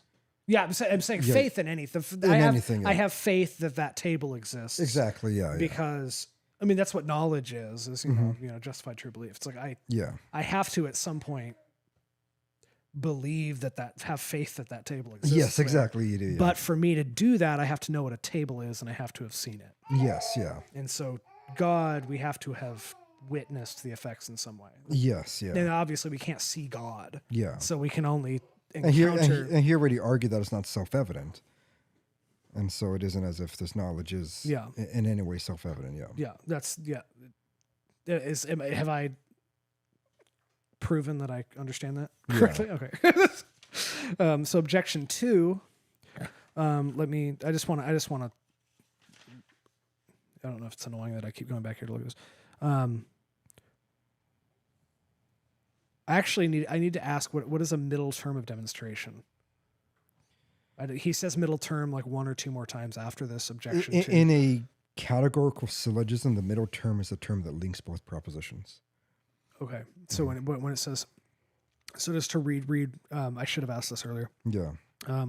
Objection 2 to whether or not God, the being of God can be, the fact that God can be demonstrated is the essence is the middle term of demonstration, but we cannot know in what God's essence consists, but solely in what it does not consist. Yeah. That middle term part. Why? How is the essence the? Because it's going to be the predicate in that sense. So could you? Do you think you could? Could you construct an argument for me? Yeah, and so if you had an argument that says, all men are mortal. Yeah. Grant is a man, therefore Grant is mortal. Mm-hmm. The middle term is going to be man. Okay. Because if you say all men are mortal, and then Grant is a man, and then now I have the middle term man that links those two. So how do you put God in that? And so what he is saying is that God has to be demonstrated. Again, by demonstration, he means through argumentation. Yeah. And so argumentation is going to require a middle term, but he's saying that you can't have a middle term about God because we don't know what God is. We only know what God isn't. Yeah. So you can't make any positive. Yes. Which is what we said earlier. It's just that middle term part. Because a logical fallacy is when you have two. For example, there's many logical structural fallacies, mm-hmm. and so one of them is going to be you can't have two negative premises. Yeah. And so if you have two negative premises, there's no conclusion that can be derived. Well, this is the whole. That's the whole problem with contemporary quote unquote political theory is they try to derive positives from all these negative things. It's like, yes, you can't do this to me, you can't do this to me, you can't do this to me, you can't do this to me, you can't do that, you can't do that, therefore this. It's like, and with any argumentation, you really can't have just negative premises. You have to have a can we try to make a really bad straw man double negative argument? Yeah, you could say that no men are cats and no cats are dogs. Therefore men are dogs. No men are dogs. Well, I want to drive a positive from it. Or then if you drive a positive, this wall is not red. Yeah. That wall is not white. Therefore, Well, that would have a isn't- middle term. You have to have one middle term, which so you'd say so they can't match. the middle term has to be identical. Oh, this Yeah. wall is not red. Yeah. So if you say so this wall is not red, Yeah. and then you say this wall is not green, therefore this wall is purple. You can't know that. Okay. You can't, yeah. Okay. There's nothing that can be derived from negative premises. Okay. And so what he is saying is that since you can't have a proper middle term, meaning that there is no middle term about God that can be actually known, you're only going to know what it is not. You're always going to be given two negative premises, which is then can never really be demonstrated. Okay. So the objection to that Yeah. is when the existence of a cause is demonstrated from an effect, this effect takes the place of the definition of the cause and proof of the cause's existence. Mm-hmm. So how would that fit into it? He's saying that then you're not making arguments purely deductively about the nature of God. You're making arguments inductively, which can be used in premises. About effects. And if you could say it about effects can be known. Mm-hmm. And if you do know those things, you can have affirmative premises, which means that then you can have conclusions that are derived from it, even if they are negative. Because the moment that you introduce just one single negative proposition, the conclusion must be negative. That's another rule within categorical syllogisms. Restate that? Is that the moment you introduce one negative premise, the conclusion must be negative. Yeah. You cannot have an affirmative premise, even if only one negative premise can exist, but the moment it's introduced, the conclusion then must be negative. You can never really make affirmative conclusion from any negative premises whatsoever. Yeah. Yeah. Where was I? So he's talking about the effects, though. Yeah, this is especially the case in regard to God, because in order to prove I highlighted this. Yeah. So it meant something to me. Because in order to prove the existence of anything, it is necessary to accept as a middle term the meaning of the word and not its essence, for the question of its essence follows in the question of its existence. And there's that middle term again. Mm-hmm. So when I say the meaning of a word, it's not the essence of the thing.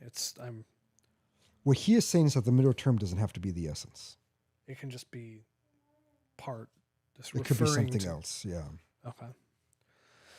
Now the names given to God are derived from his effects. Consequently, in demonstrating the existence of God from his effects, we may take for the middle term the meaning of the word God. So it's like God can be, he's saying is essentially that you can use the word God allegorically for something else than effect or something. I wouldn't say he's saying it got allegorically, but he is saying that you can argue about, you can argue about the effects, and then from the effects, we can attribute the word God to those effects. Okay. I mean, I think this one is a very complex one that even from reading his reply is struggling. Aquinas' reply here really is struggling. This isn't like a home run argument from him by any means. No, and I'm not getting that sense.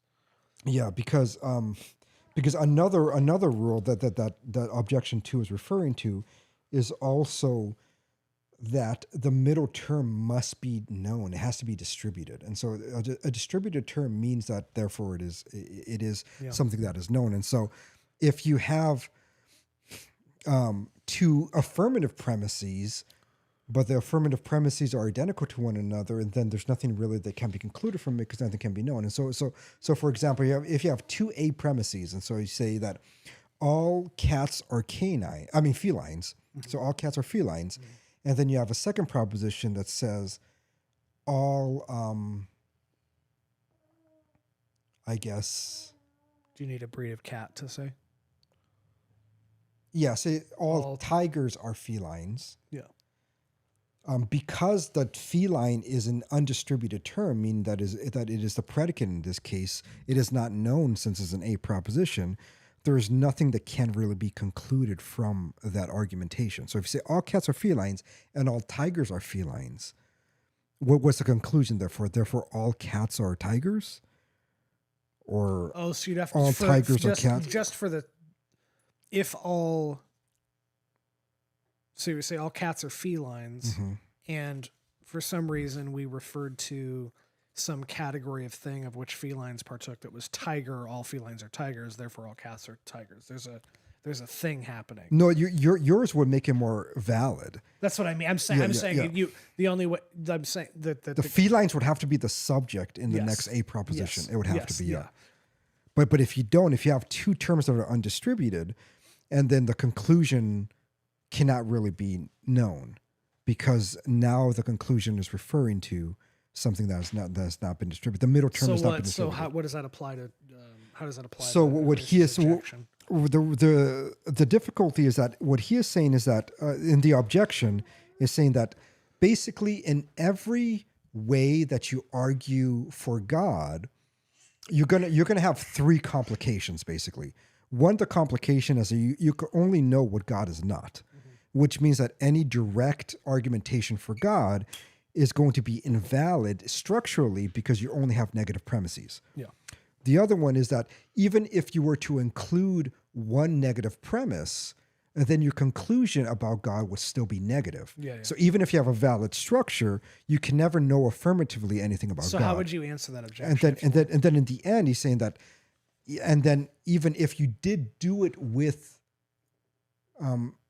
the effects of God, the middle term about God would never be distributed because it is not known, and so then your conclusion would never be valid. So how would you respond to that?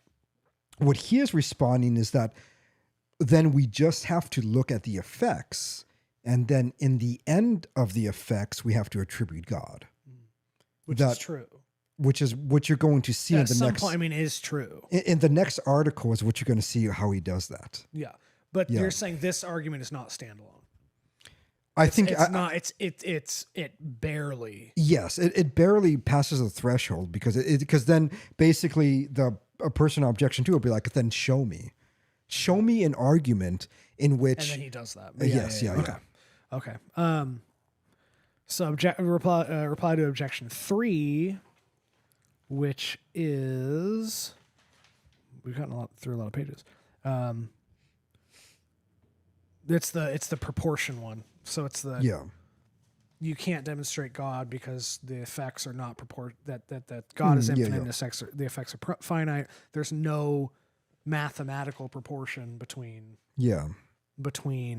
effects and God. Therefore, there's no way to extrapolate God as there's no way to extrapolate an effect into or any quality of an effect to something great enough to be God because God is infinite. So there's no proportionality. But reply to objection 3 from effects not proportionate to the cause, no perfect knowledge of that cause can be attained. So he does seed a little bit. Yeah. Yet from every effect, the existence of the cause can be clearly demonstrated. And so we can demonstrate the existence of God from his effects, though from them we cannot perfectly know God as he is in his essence. Yes. Which to me, that's more slam dunky. Yeah. Yeah. That's because that to me, that I don't, again, I know that like Orthodox guys don't like him, but Right. he's saying something they say all the time. Right. Yeah. Which is part of, your whole thing that like the the energies and essence thing is just a rewording of something. Of course. Yeah. That you could find. Aquinas, that's Yes. a rewording of that. Yeah. It is, yeah. Well, yeah. When they say like Western Christians or Catholics don't adhere to that, I was like, well, we just word it differently. Yes, we're not adhering to the exact terminology that the one is using, but to say that idea, Catholics don't look at the effects as being in any way related to God, or at least a presentation of God's reality or being, that's silly. Well, it's also the to say that someone would reject that. It's almost like you're saying that Western Catholics or Catholics in general think that they can know God in his essence through the effects. Yes. And it's like, no one's ever said that. Yes. Yeah. It's okay. Because I've gotten in that back and forth with people in good faith. And I don't think it's a dispute. Yeah. They have a very specific way they word it. And if you don't word it like that, yeah, exactly. They don't agree with you. But, so on to Article 3 is whether God exists. Yeah. Or whether God is. Mm-hmm. Deus est? Question mark. Yeah. which is kind of justifies everything else he was saying. Yeah. So objection one is it seems that God does not exist because if one of two contraries be infinite, the other would be altogether destroyed. But the word God means that he is infinite goodness. If therefore God existed, there would be no evil discoverable, but there is evil in the world, therefore God exists. This is literally just a problem with theodicy. Yeah. You know, if God real, why kid die cancer argument. Yes. You just remove the articles. Why kid die cancer? Yeah, because And prepositions. Yeah.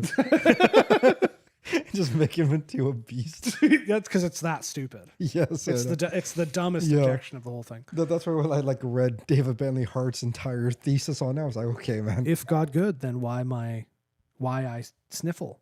Yeah. Why tsunami? Tsunami bad. God bad. Okay. If God good, why I always sick? A little bit. David Bentley, if God good, why I fat? We should read David Bentley Hart Again. and then rewrite it. We could just we could just do an open reading. Yeah, we do. But let's rewrite it in those terms every time. we could do it. Yeah. The Bastille translation of David Bentley Hart. A translation of David Bentley Hart for David Bentley Hart fans. Yeah. If God good, why I sick? Why tsunami? Kid die? Bad. God bad. God let kid die. Tsunami. High water. Drown. No breathe. No air. Drown. Mother cry. Father no talk mother. Divorce. Family destroyed. You can't conjugate. You can't actually conjugate verbs. Yeah. Destroy family. Sad. Destroy family. Sad. God no good. God no here. God no real. Anyway, that's objection one. The amount it amounts to that to me. Yeah, objection one. If God good, why kid die cancer? Is literally that's the summary. Objection two. Further, it is superfluous to suppose that what can be accounted for by a few principles has been produced by many. But it seems that everything we see in the world can be accounted for by the principle, so as God does not exist. For all natural things can be reduced to one principle, which is nature. All voluntary things can be reduced to one principle, which is human reason or will. Therefore, is no need to presuppose God. That's why. Which is it's like the new atheist objection, basically. Yeah, it's essentially that. Why suppose God when you can explain everything efficiently? Yeah. Which he explains it actually requires more work. But on the contrary, so this is him already answering. He only gives two objections. Those are the only two objections he thinks are worth it, is what that means? Yes. Literally, those are the only two? Yes, yeah.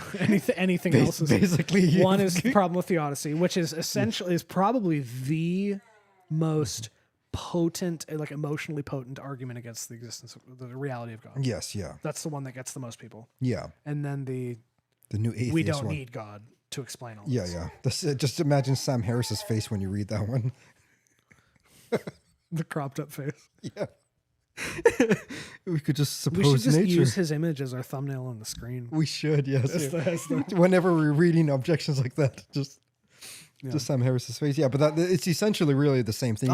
We can do that. We can use your we could. Innocent song as the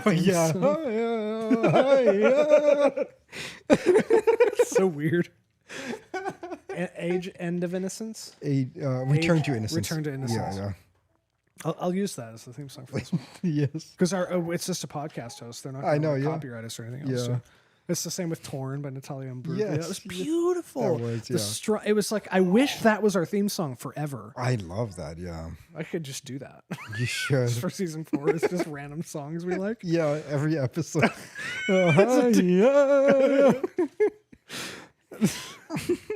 I saw a man brought to life. So on the contrary, it is said in the person of God, I am who am. Yes. Who I am. That's all he needs for the contrary. Dunk. Exodus. It's in Exodus 3:4. 3:14. I answer that the existence of God can be proven. Can be proved? I thought they were English. They are. That's a past tense, not a past participle. The existence of God. I'm just going to be doing that. If we're just covering stuff, I am the grammar guy, so that's all I have for these people. Be like, you can't use your gerunds correctly. The existence of God can be proven in 5 ways. The first and more manifest way is the argument from motion, which is we have beaten that one to death. That's the problem with change, right? Motion means change, right? Yeah, yeah. Do I even need to read that fully? Have we covered it on the podcast or just you Problem and of I? change? No. Argument from motion is... Yeah. But this is an extrapolation of Aristotle's solution of the problem of change. Yes, isn't it is. Yeah. We have talked about that Okay. for hours and hours and hours. Okay. Yeah. So this is essentially that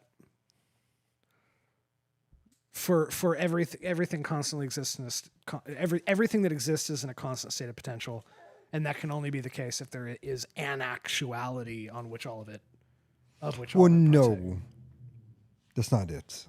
Okay, explain it from word it. But yeah, because he doesn't want to use the universal proposition that all things are in change. It just requires one. That there's Well, that's what Aristotle said, was that if all things are potential, in a state of potential. No, what he's saying is that change is a real feature. Okay. Yeah, the actuality of potential So is my a real emphasis feature. is in the wrong spot. Yeah. Okay. So the first way, and more manifest way, is the argument for motion is certain and evident to our senses that in the world some things are in motion. So Yes. some things are changing. Yes. Yeah. Now, whatever is in motion is put in motion by another, for nothing can be in motion except it is in potentiality to that towards it which it is in motion. I'm going to read, I don't think I read that right. Mm-hmm. Now, whatever is in motion is put in motion by another, for nothing can be in motion except it is in potentiality. That's not written right. Am I wrong? Is that how your translation? Yes, it says for nothing can be in motion except it is in potentiality to that towards which is in motion. There's something about that sentence that's not grammatically correct in some way, because that doesn't mean anything to me. For nothing can be in motion except that. Nothing can be in motion except it is in potential. Because except it, which to me is referring to nothing. It's referring to that which is in motion. For nothing can be in motion except it is in motion potential. So for nothing can be in motion except it is in potentiality. Which it there means nothing.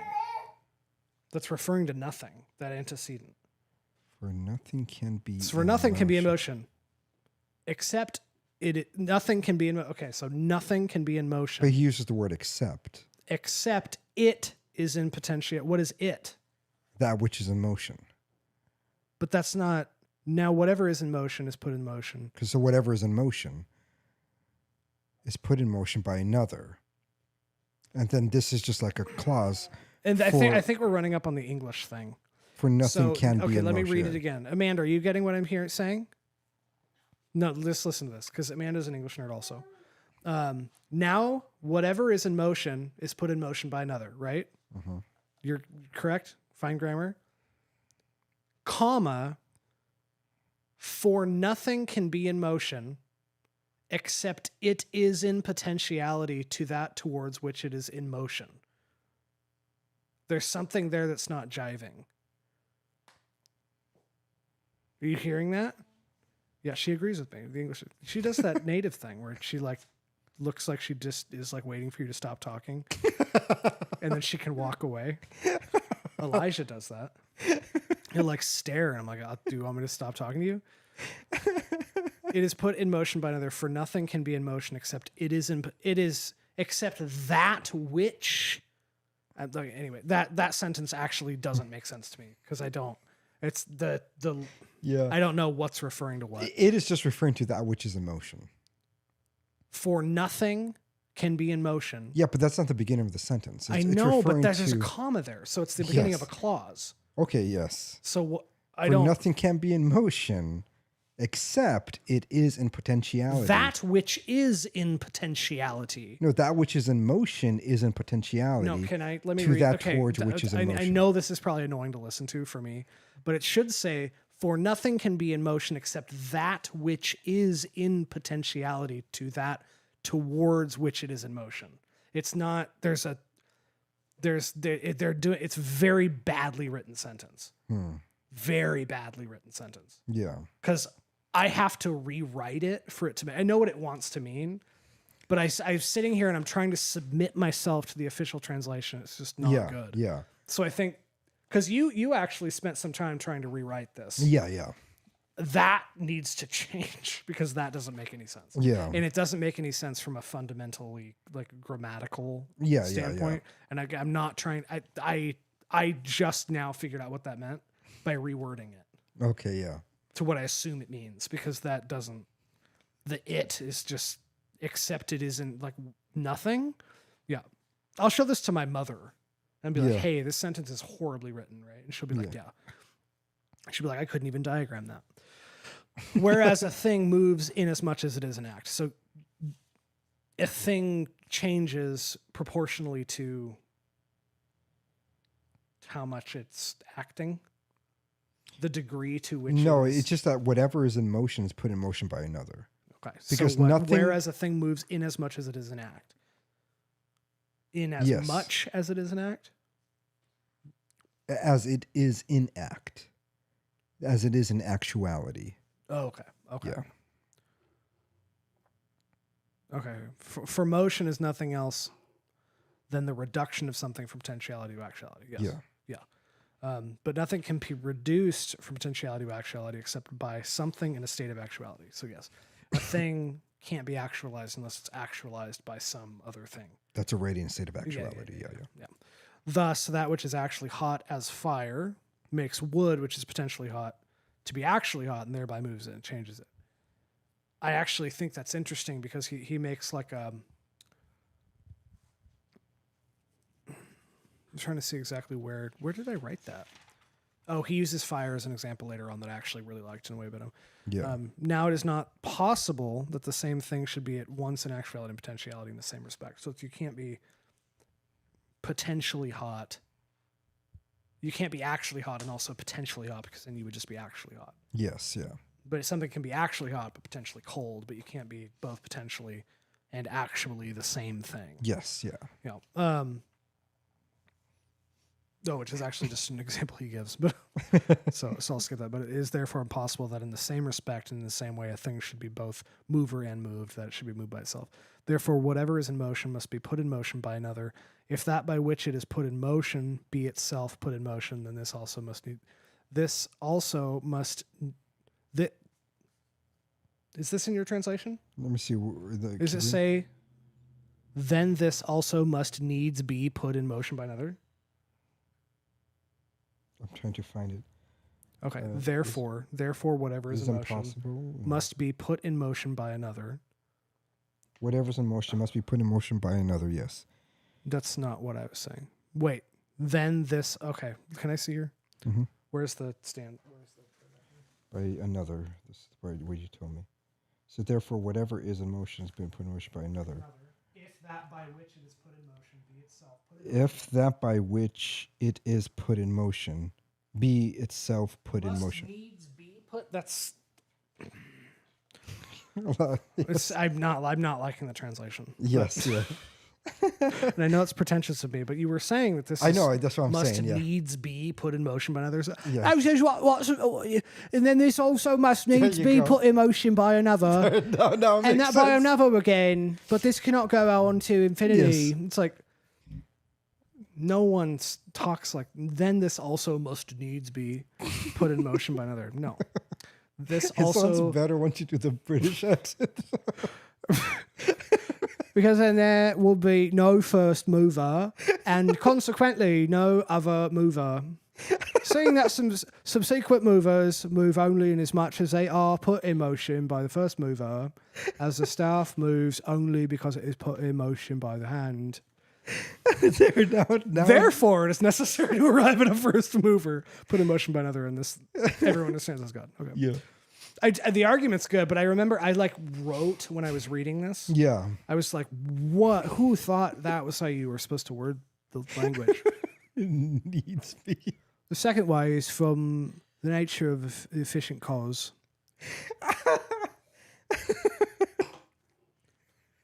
What? It really does sound right when you start using the British accent. Okay, so the second way is that from the nature of efficient cause, is from the nature of the efficient cause. Mm-hmm. In the world of sense, we find there is an order of efficient causes. There is no case known, neither is it indeed possible, in which a thing is found to be the efficient cause of itself. So a thing cannot come to be by, like a glass cannot come to be having caused its own existence. Its own efficient cause, yes. Yeah, this can't, because the efficient cause is just the sequence of events that led to this thing being here. This thing cannot be its own sequence of events that led it. Exactly, For so it would be prior to itself, which is impossible. Yeah. Now, in efficient causes, it is not possible to go on to infinity because in all efficient causes following in order, the first is the cause of the intermediate cause, and the intermediate is the cause of the ultimate cause, whether the intermediate cause be several or only one. What is an intermediate cause? I wrote a question mark here specifically. It's just, if you just give an example, you normally don't just have a primary cause to its final cause. So is one of the intermediate cause is one of the accidental events over the course of time. Yep. So I exist, I am, and then that's the original efficient cause is I was born. That's that's a necessary is that necessary or accidental that I was even born? It's accidental. Okay. Yeah, because your parents had to fuck. Not literally accidental, but yeah. But then they also had to be born. These are all just these are not, being itself is not contingent on any of these things occurring. Yes, yeah. They just happen to be the case. Yes, yeah. The ultimate cause being God, which I'll argue, but now to take away the cause is to take away the effect. Therefore, if there be no first cause among efficient causes, there will be no ultimate nor any intermediate cause. But if in efficient causes it is possible to go on to infinity, there will be no first efficient cause, neither will there be an ultimate effect, nor any intermediate efficient causes, all of which is plainly false.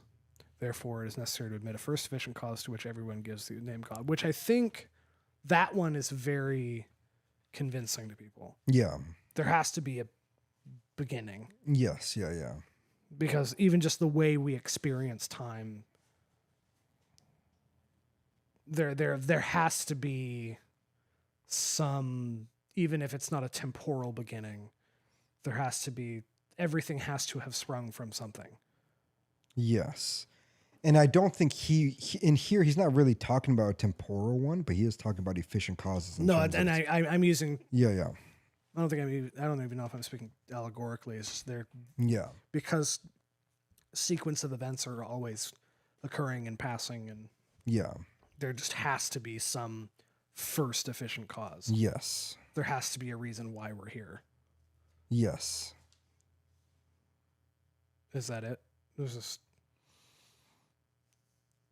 Am I not doing that justice? I still think you're kind of looking at it temporally. And I think that's what he's trying to avoid. He's not really presenting How is he avoiding that? Because he's not talking about like a sequence of events that led to things. He's talking about... He's just talking about the concept of an ultimate cause, an intermediate cause, and an efficient cause. Yes, yeah. So what's the difference between an intermediate cause and an efficient cause? Because intermediate causes are efficient causes, but they're intermediate.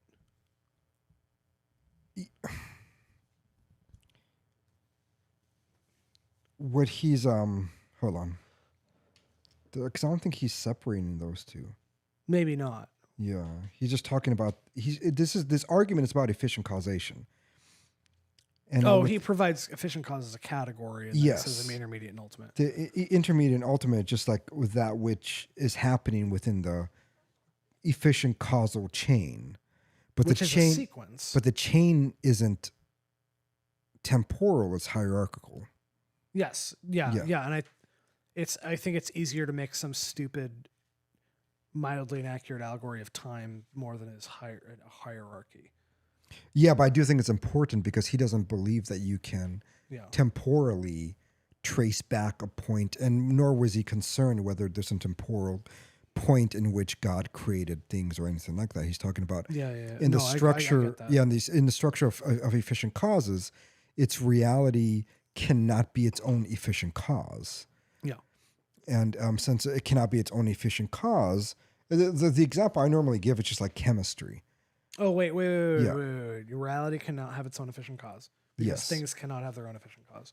Therefore, reality must not have been caused. Yes. Okay. And if reality has not been caused, and then you're denying that which you're seeing, so then you have to be an extreme skeptic and be like, okay, so I'm actually, it's almost like I forgot to include the first premise of the, yes, yeah. Okay, okay. So is this? Yeah. Then if everything that has an efficient cause, but cannot be its own efficient cause. I'm trying to reduce this. If there's a way to reduce it to a shorter, do you think that this explanation requires this entire paragraph? Yeah, it's it's a short paragraph. It's one of the shorter ones because I think it's already synthesized in that way. So, but you can't reduce this any more than this. Maybe you could. Okay. Well, I'll just not. I'm trying to bookend all of these, but because I'm thinking about listenability, but. Okay, well, if because the way I want to synthesize it's not right, so maybe that means I don't know, I don't understand it. Okay, yeah, that's accurate to assume. Yeah, I think so. Yeah. If you can't, synthesize it to some capacity, or at least explain it in your own words. Yeah, and so when you look at the nature of efficient causes, efficient causation is simply. You can look at it temporally as a sequence we're brought it, but just in terms of like this glass being here, it's the reality of the glass as is put together as what it means for it to be a glass here and now cannot be its own explanation of why it exists the way that it does. Yeah, there are different properties that are because once you say that, then the existence of the glass that it is right now must be prior to the existence of glass that it is now, which doesn't make any sense. There are other properties, there are other efficient causes in which we must look towards in order to explain its reality. Something has to pre-exist that. Yes. Yeah. And so the reason why I think modern chemistry actually makes this argument stronger is because that's what we did. And like the entire study of chemistry is a study of efficient causes. Yeah. And so when you look at, I don't know what are the molecules that make up glass, and so I normally use water because carbon, yeah, whatever it is, and whatever's in sand. Yes, yeah. And so those things are the efficient causes for it, but then also the putting together. So efficient cause that of which the thing is constituted is composed. Yeah, that's what an efficient cause is. It's not it's not the event that led to its being. It is both, but what he's not concerned about the event. I wonder if I just don't know what efficient cause is correctly. Efficient cause is the material cause. Now, you can look at the material cause. Okay. I don't want to say just material cause because I know the first cause is called material cause, but what I mean is it is the physical process. The material cause is just that which makes it. Yeah, it's just the matter that makes it. The formal cause is... It's predicates, right? It's predicates, yeah. It's this big. And so the efficient cause, like if you want to use it, like it's the efficient explanation of its existence. Now, you can have the efficient explanation of its existence in two different ways. So you could have it temporally, meaning that there's a certain factory that put it together, a truck that brought it here, or you could have an essential efficient cause where you're looking at the properties of what makes this glass here and now.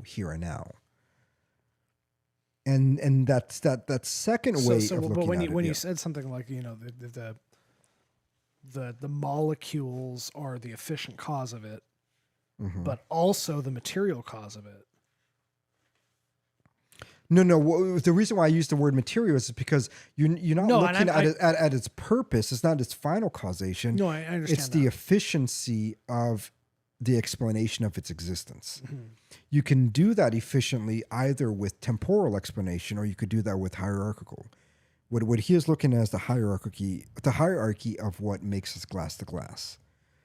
That's still an efficient explanation because that doesn't get you to why.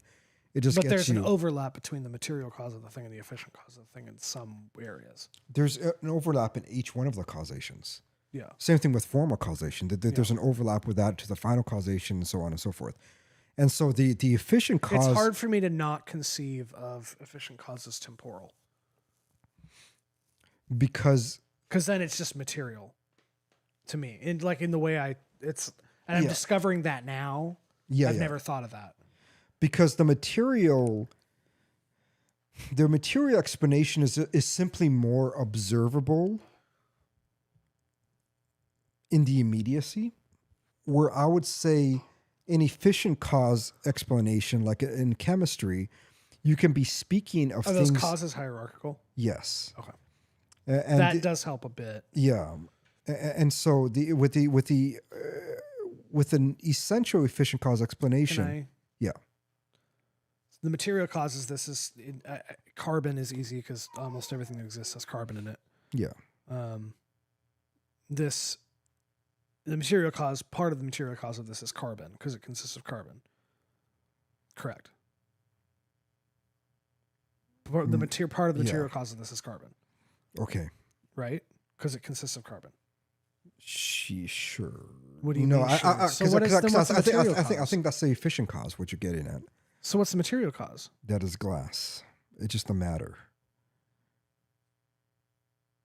The material what cause. Glass is made of is the efficient cause. Yes. Because now you're getting to a deeper explanation of what it is. Like this glass right here, we call it glass, but what makes it is glass, right?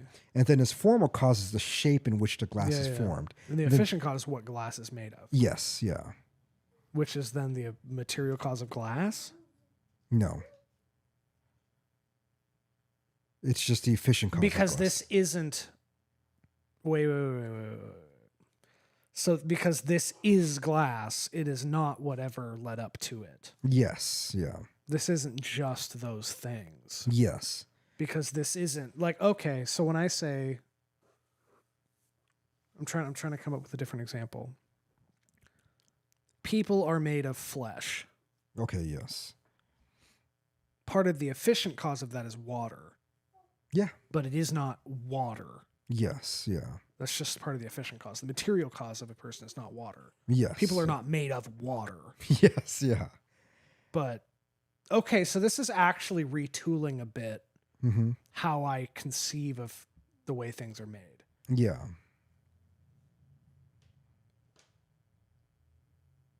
But that's hard. That's hard because there's H2O molecules inside my body. Right, which is the efficient cause explanation. The material cause is more in your face. I know, but I don't know what the rational distinction is. Because you don't see H2O molecules. But I can if I have a microscope. No, you only see the effects of it. Like microscopically, we have never seen an atom or the subatomic particles. It's just conceptual. Yes, it's conceptual. Okay. And so these parts are what we understand the particular matter to be made of. Do you think that our increasingly articulate understanding of the material world is making it harder to distinguish between material and efficient cause like that? Yes, because I think a lot of people think that these explanations are just inherent because they've been taught so young.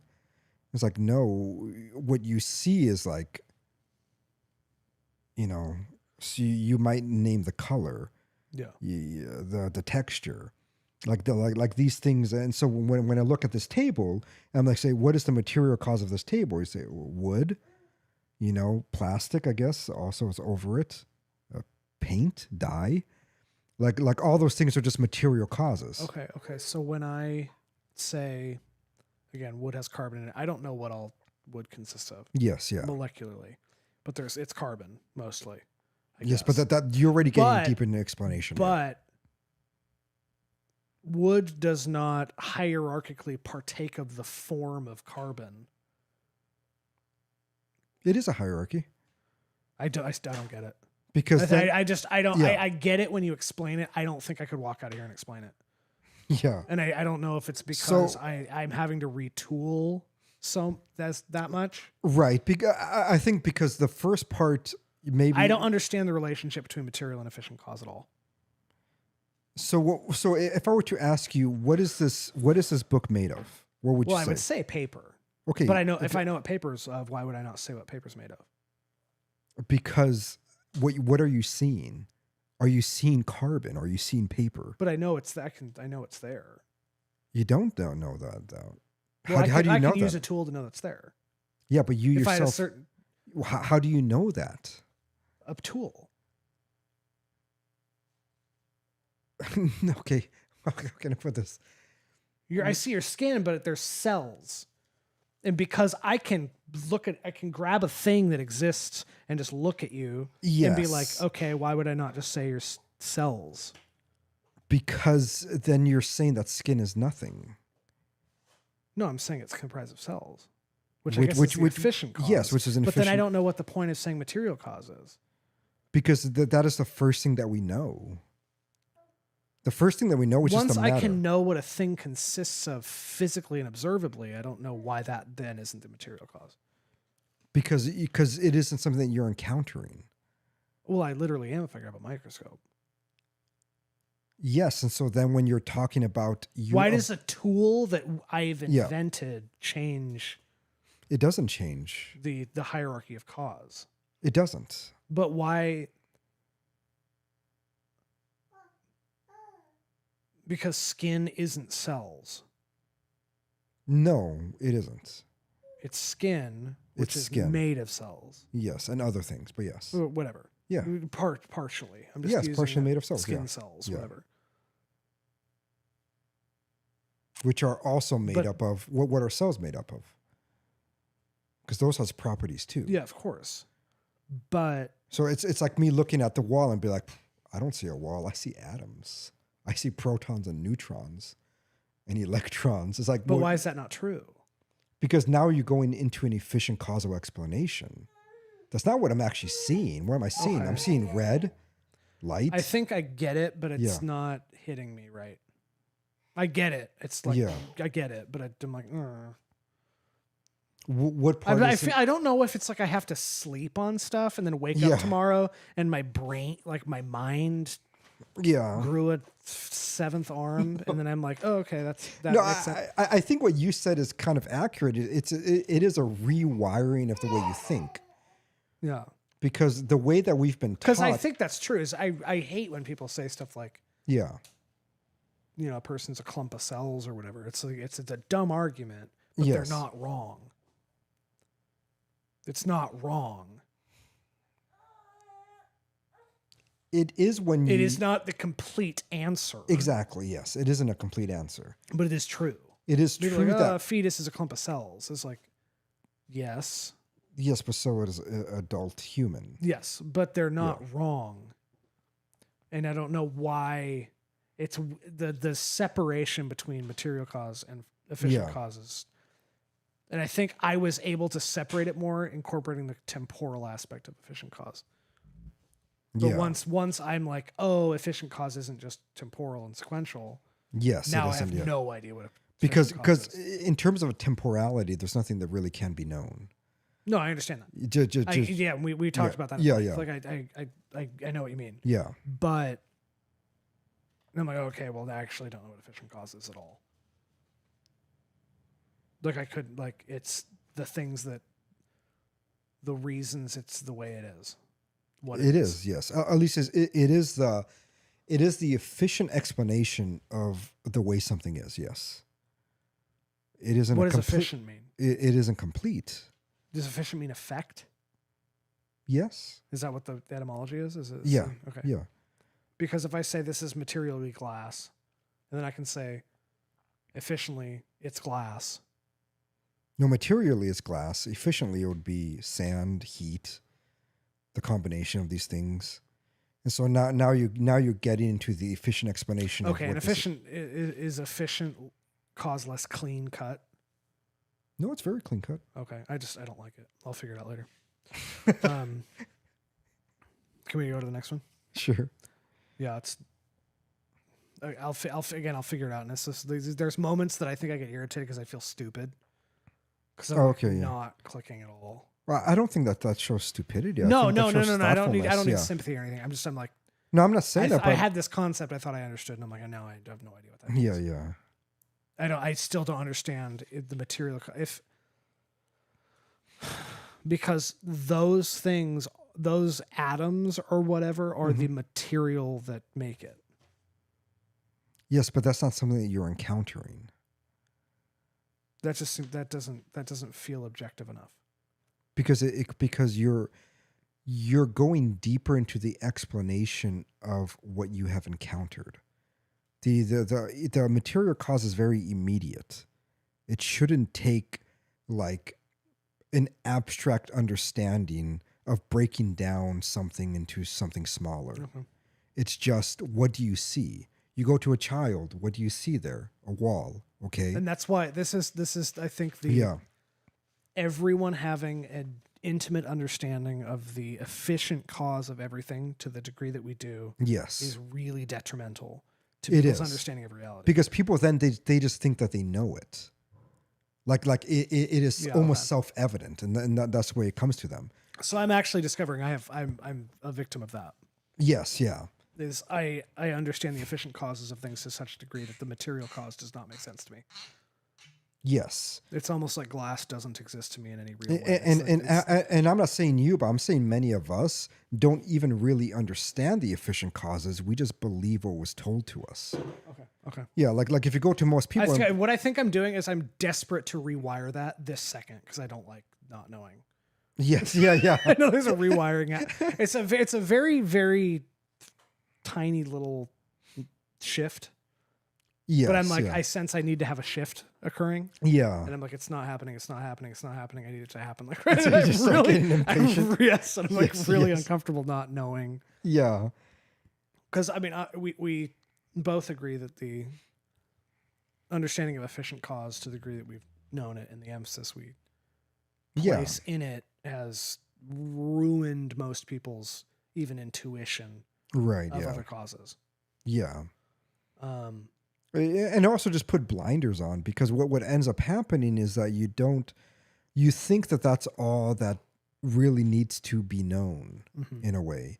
It's like now that I know this, basically people telling us this, because I mean, how many of us really have like theoretically split an atom? Yeah. I mean, we really haven't.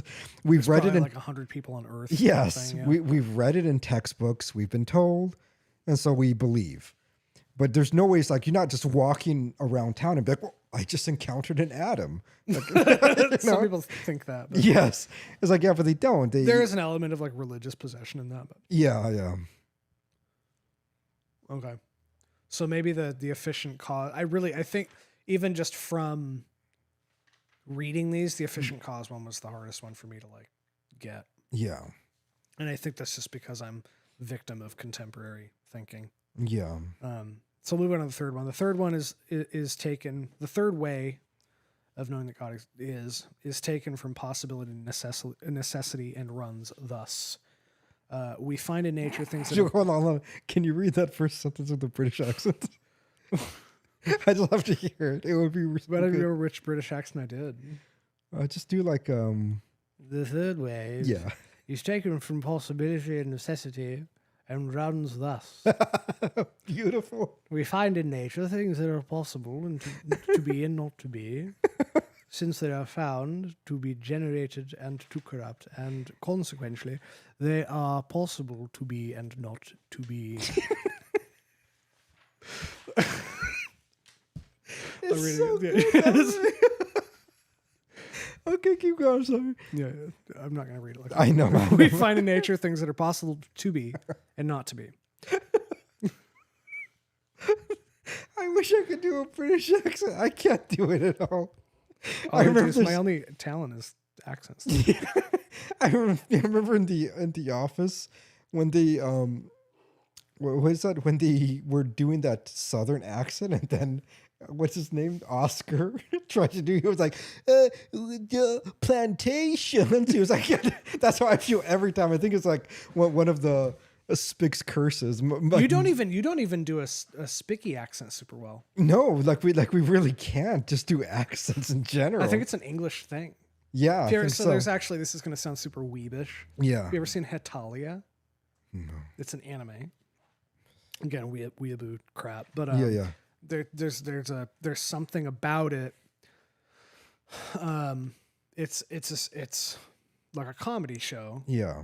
About like mainly World War II, First and Second World War, Yeah. and it's just a comedy of stereotypes of every country involved as characters. Yeah. So, there's like America's a character. France is like the super flamboyant, maybe gay guy. Italy is like a dumb, he's really dumb and sides with anybody and just likes pasta and he's like an airhead. Germany's like an asshole. It's just like all these different, every country in the world is represented. Nice. Like, who was the one with the big, I think Belarus has like giant boobs. it's a whole, I don't know.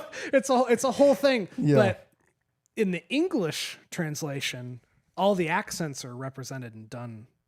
Oh, are they? Yes, it's every country has a mostly accurate to that culture's. Yeah. Like a character, but the Japanese doesn't. The Japanese, they just speak I know.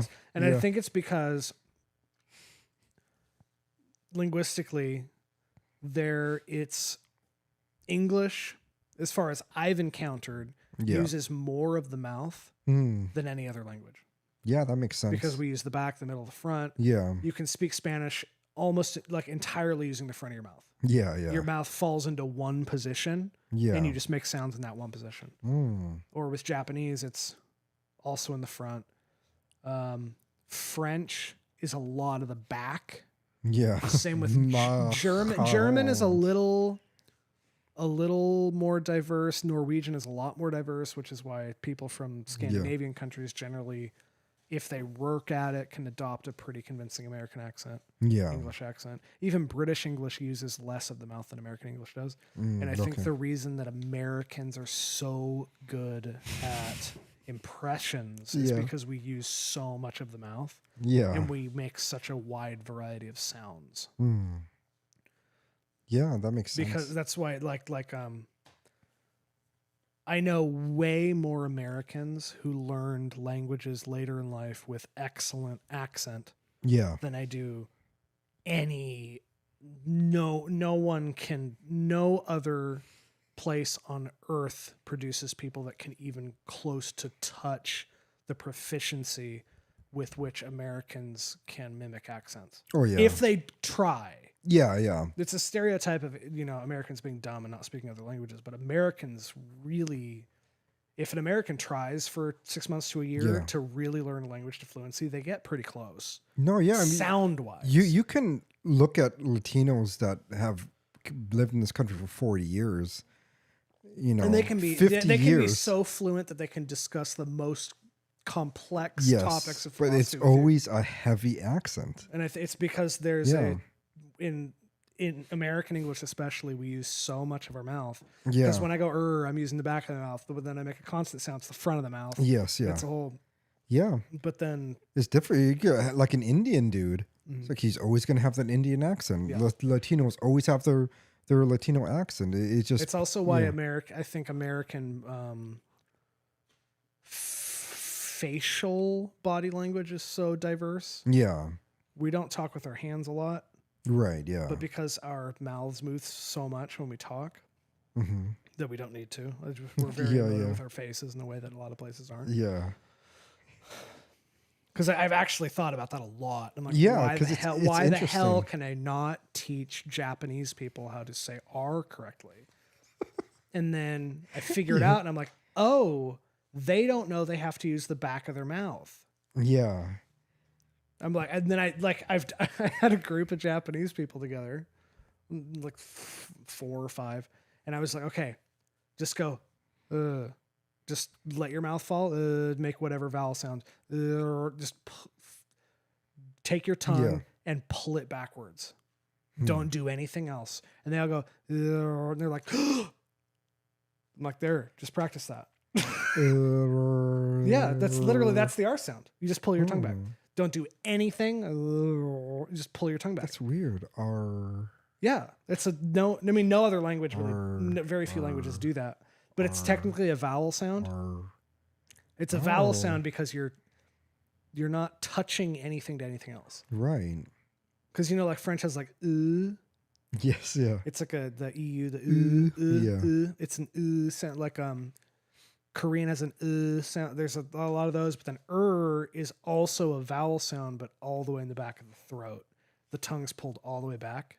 It's close to like a sound. Yeah. In French, or it's like the thing. Yeah. But and I was like, they kept going like, and I'm like, stop using the front of your mouth. Stop. Don't move at all. Pull your tongue back. That's interesting. And all of them simultaneously had this like, yeah. And they all like learned how to do it. Nice. It was beautiful. They all like forgot. Yeah, yeah. Because they're so used to speaking English with their terrible accent. But I was like, you can do that. Yeah. Like I'm convinced I could teach your mom to go like, v. Yeah. If she sat down and like was open to learning anything from anybody. Yeah.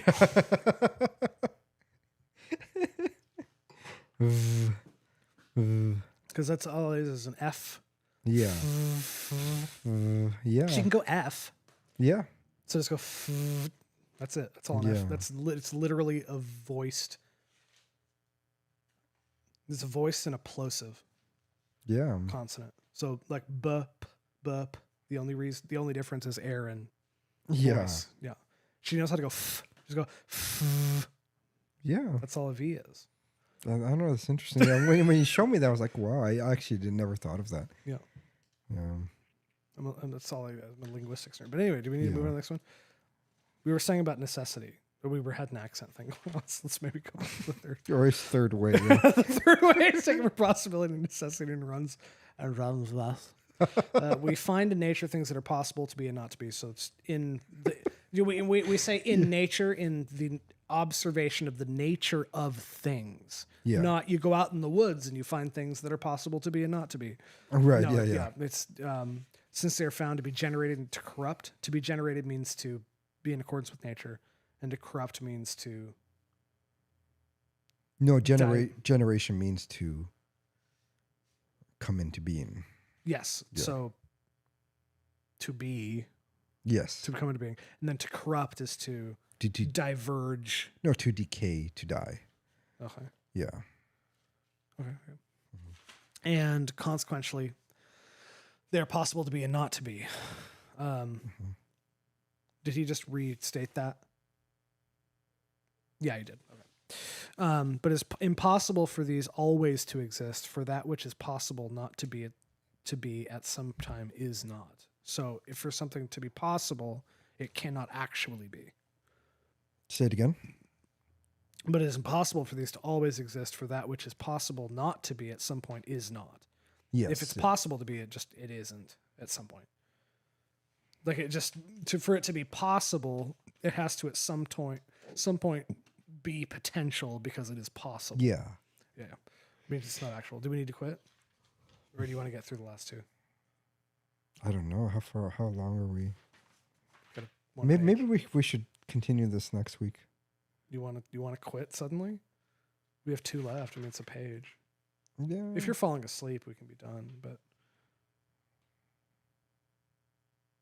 no, I guess we could try to finish it. It's going to take a lot of explanation. That's the only thing. Is it? We can do the last 2 ways next week and then bullshit.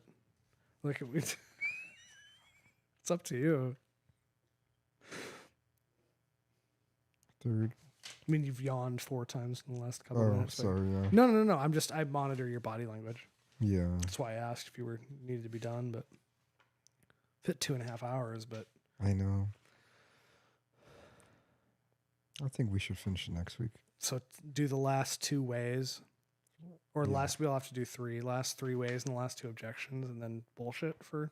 No, because I think it will just naturally lead to the simplicity, to divine simplicity. Okay. Yeah. Do you just want to go through the whole Summa Theologica? That's what you're saying? No, just I think The first few. Yeah, get to go. Yeah, the first few. Because I do think up to like the names of God, I think is where, you know. Okay, well, it's totally up to you if you want to. Yeah. If you want to pause. You don't want to do. No. Yeah. I have no problem. I just Yeah. I'm thinking of flow wise. Oh. If we're doing parts of stuff, but I mean, it really truly does not bother Yeah. me. If you know, it's just, I'm just thinking, conceptualizing how do we go? Yeah. Well, last week we. Yeah, because I think the arguments that we went through was already pretty in depth. Okay, so maybe people are already shooting themselves in the head. Yeah. Okay, that's fair. Yeah. Amanda's not coming back, which is fine. Yeah. Do you want to stop the thing and we can say bye, We could. or do you just want to talk? Yeah, let's just talk a little bit and just debrief a little. That's kind of a lot of work to do. We have a lot of port left. Do you want more? Here, can I give you more? Yeah. Pouring you. I'm over pouring you. Okay, that's good. That's good. Jeremy's like, no, don't do the thing to me that I always do to you. I don't always do that to you. Yes, you do. I just pour for joy. Do you want to talk about the is it I love these glasses. Me too, yeah. Are you not using the thumb imprint? No. I always grab at the stem. Yeah, as you should. You just don't. Yeah. You just like I don't have fists like that. No, I really like these because it holds on the pinky. Yeah, I know, yeah. Yeah, because we had port 2 or 3 weeks in a row. 2 weeks in a row. Yeah. I was like, I should buy glasses. And I knew that Metro Cooks would have them. Yeah, yeah. No, I don't know what proportion of our audience watched our stream from Saturday. I don't know if we need to. Oh, well, yeah, Do we I have don't anything know. to say about it? Is it too shit talky? Well, yeah, I don't think it's worth. Okay, so go listen to. I mean, I had fun. I haven't. No, I know, and I'm not trying to shit on anybody. I'm just like, Yeah. if there's anything you have to, maybe not. Yeah, maybe not. I think it's It's fucking ontology. Yeah. You know. I think it's just one of the main complications that when I think it's just one of the main things that I just consistently encountered, that anything from that time period, like 1700s, 1800s, all the way up until now. Well, especially 1800s. Yes, especially, yeah. Yeah. But there was just a purposeful reinvention of things that it's just, and the reinvention always necessitated convolutedness. Like, well, it runs into the Occam's razor thing. Yes, yeah. Yeah. And so it's whenever I want to discuss it with somebody or they try to bring it up, I think it just gets more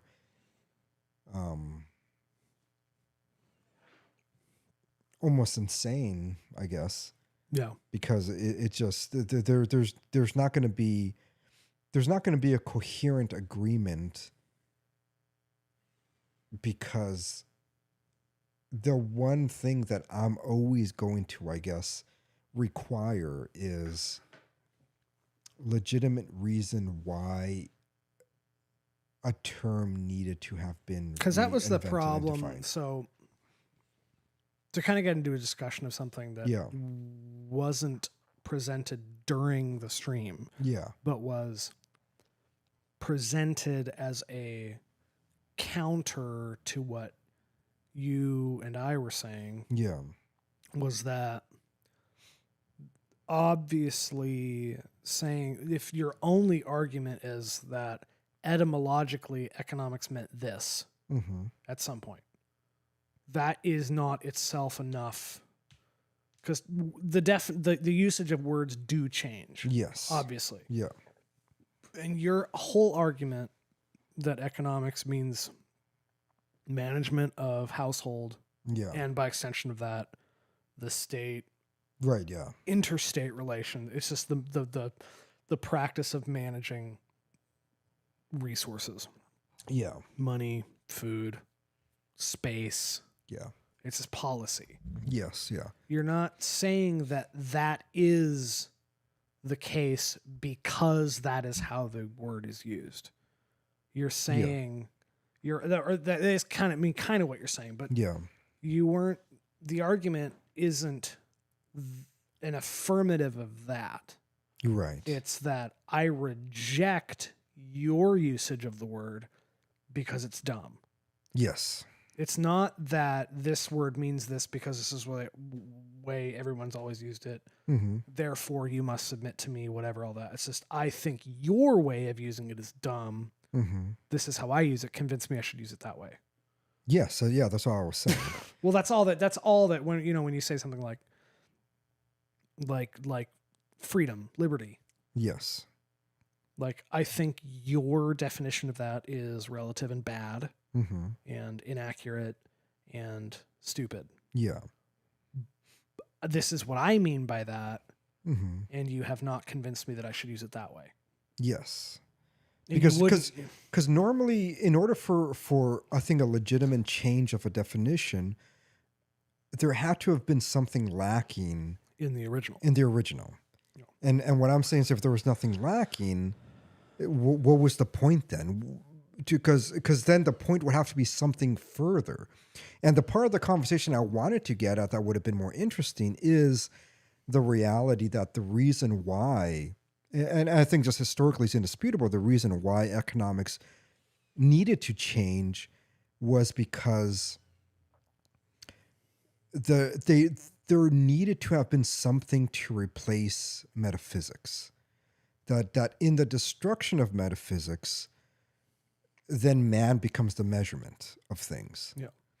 And if man becomes the measurement of things, you can't be appealing to ontology and reality and being and all this stuff anymore. You have to be appealing to value, because that's what human beings do.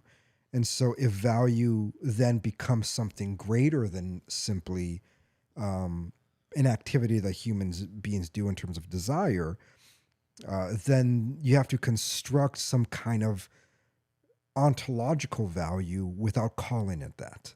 And that's what they called economics. And that's all it really was. And so the reason why it's hard for me then to accept that definition is because I reject that entire framework.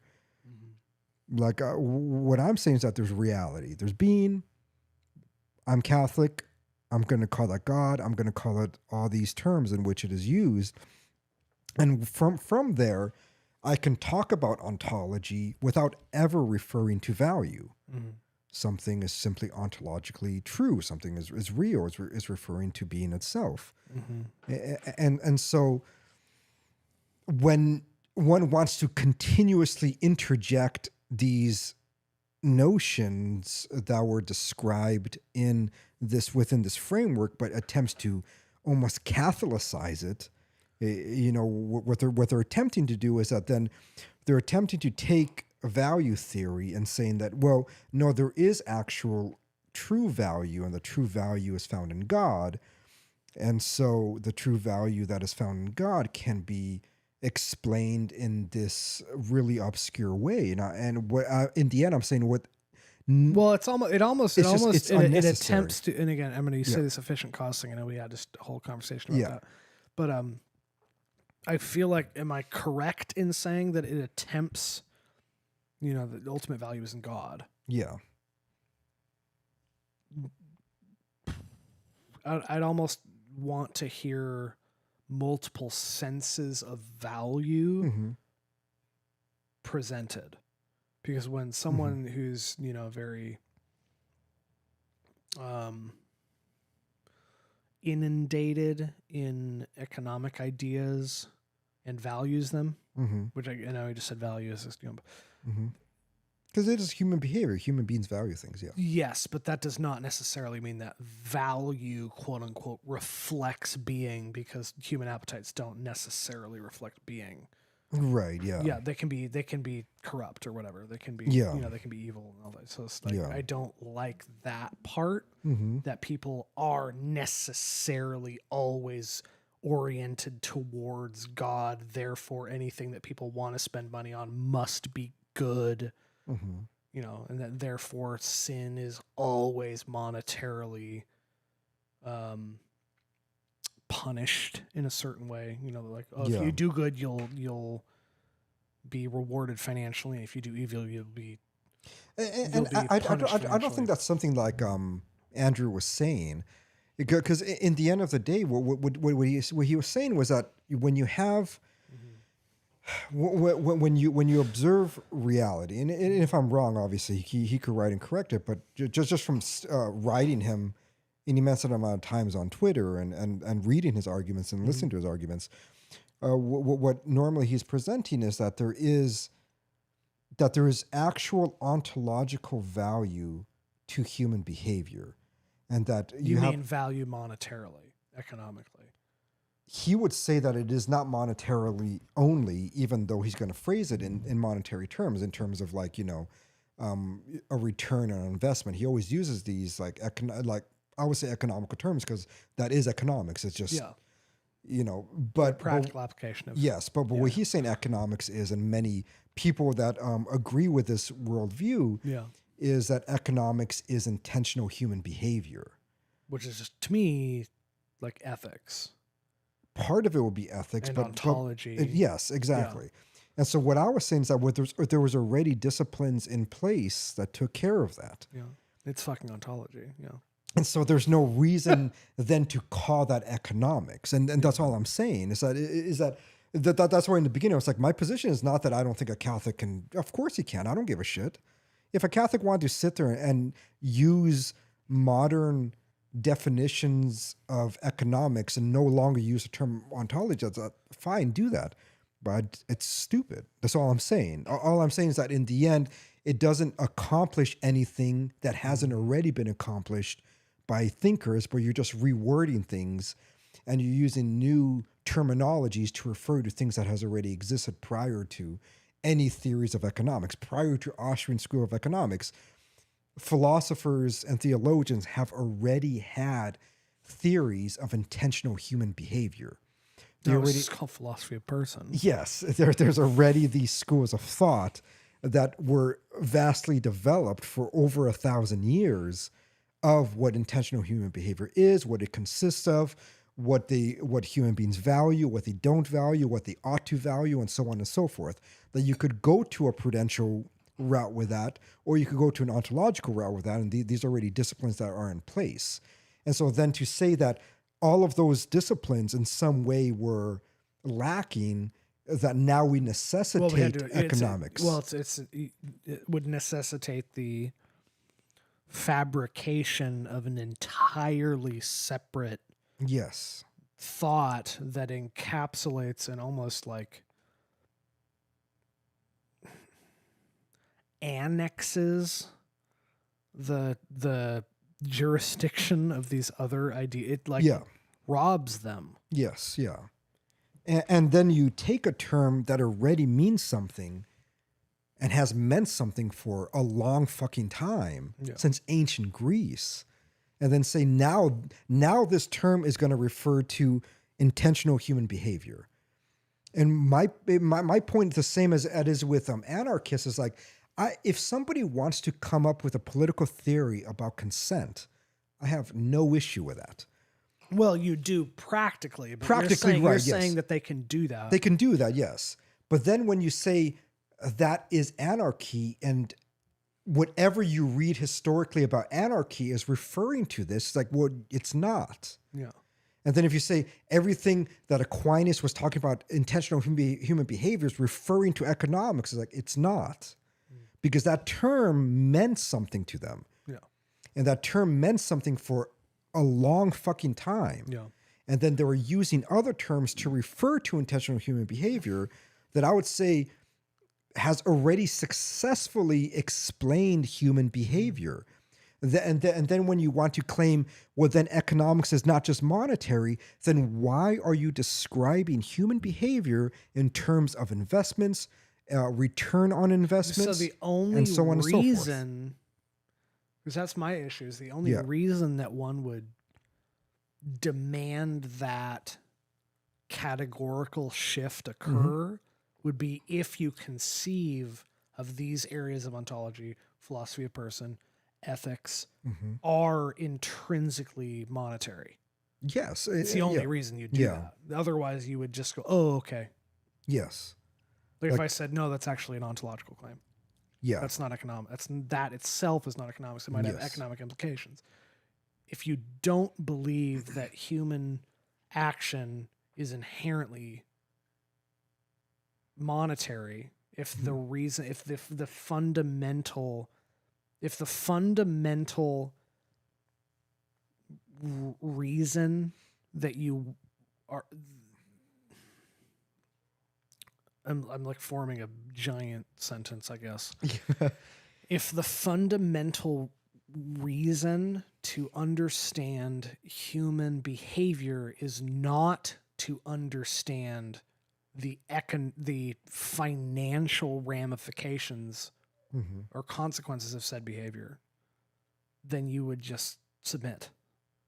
Like if the primary reason is something beyond understanding the way that your behavior will affect you in a transactional way with reality, then the economics thing would just be a non-issue.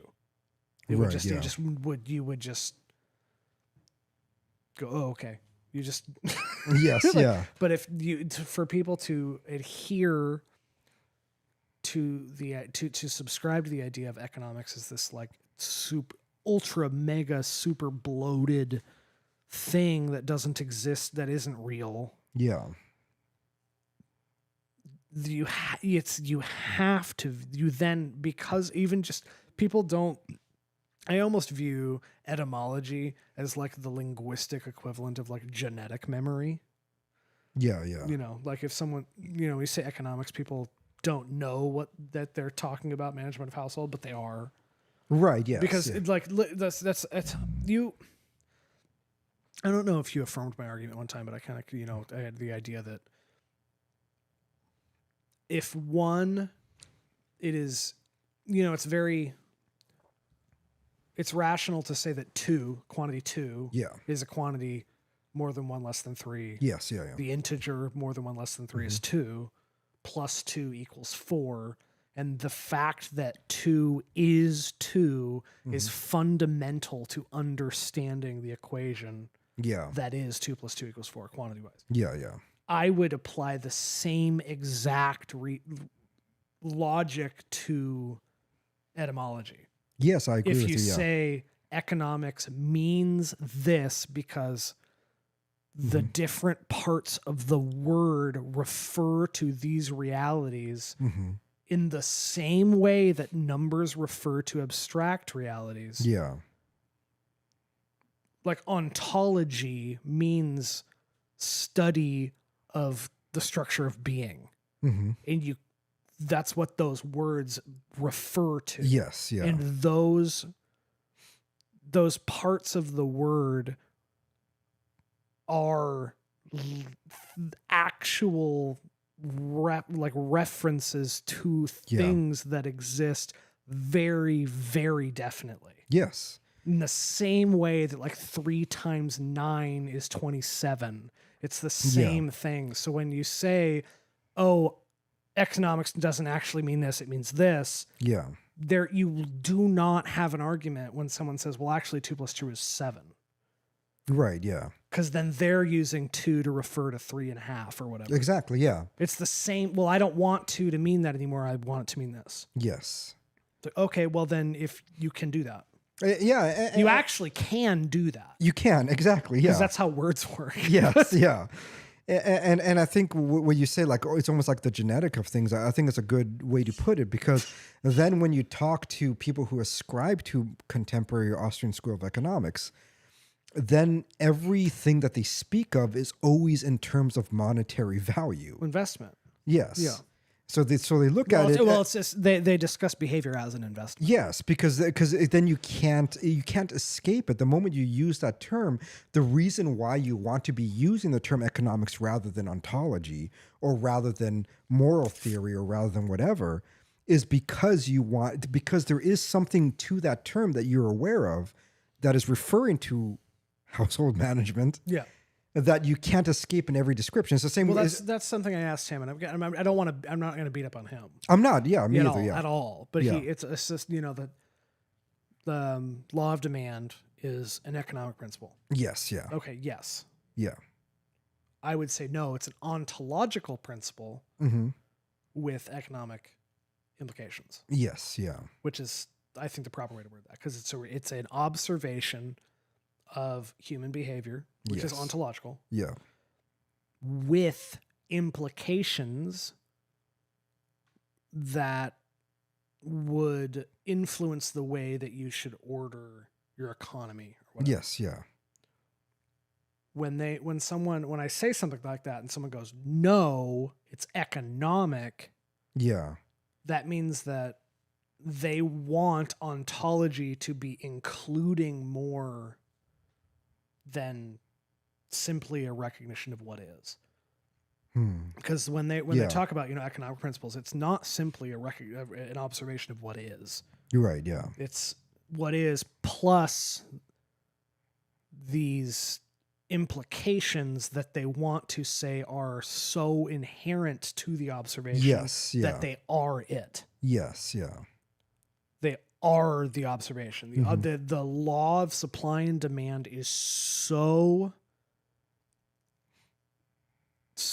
prescriptive to them that it just should be assumed and included in the ontological observation. Yes. Yeah. Like what you should do is this thing Yes. Yeah. instead of a conclusion from that. Right. Yeah. The conclusion is conflated with the observation itself. Yes. So, like, I think because to me, their ontology is not sufficient to them. yes. Yeah. Yeah. Because then they want to create a different category, and the only Or like thing a that, super category. Yeah. That includes all of these things. yeah, and so like I have no problem with somebody saying they're doing an ontological study of how demand works. Like, okay. Because Caleb was like, okay. Yeah. He was like, is it okay to do an economic study in history? It's like, yes. Yeah.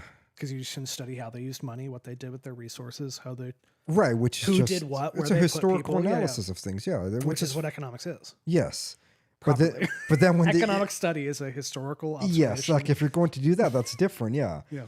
But then when you're going to say that no, economics is actually simply referring to human behavior, and then constantly give terminologies of monetary whatever. Yeah. It's like, well, then it's the same way that I want to have discussions with anarchists. It's like they want to have a positive, an affirmative theory of governing while simultaneously claiming that they are existing without a ruler.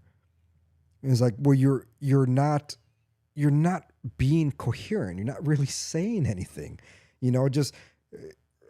I have not had a Twitter conversation with an anarchist in like I know weeks. So it's like Beautiful. Well, I know, me too. It's like then just make up your word. Fuck. That's what I feel like. If you want to have this new study of human behavior focusing on, value of demand or whatever, then think of a new fucking word. I don't know what to call it. It's your thing. Do it.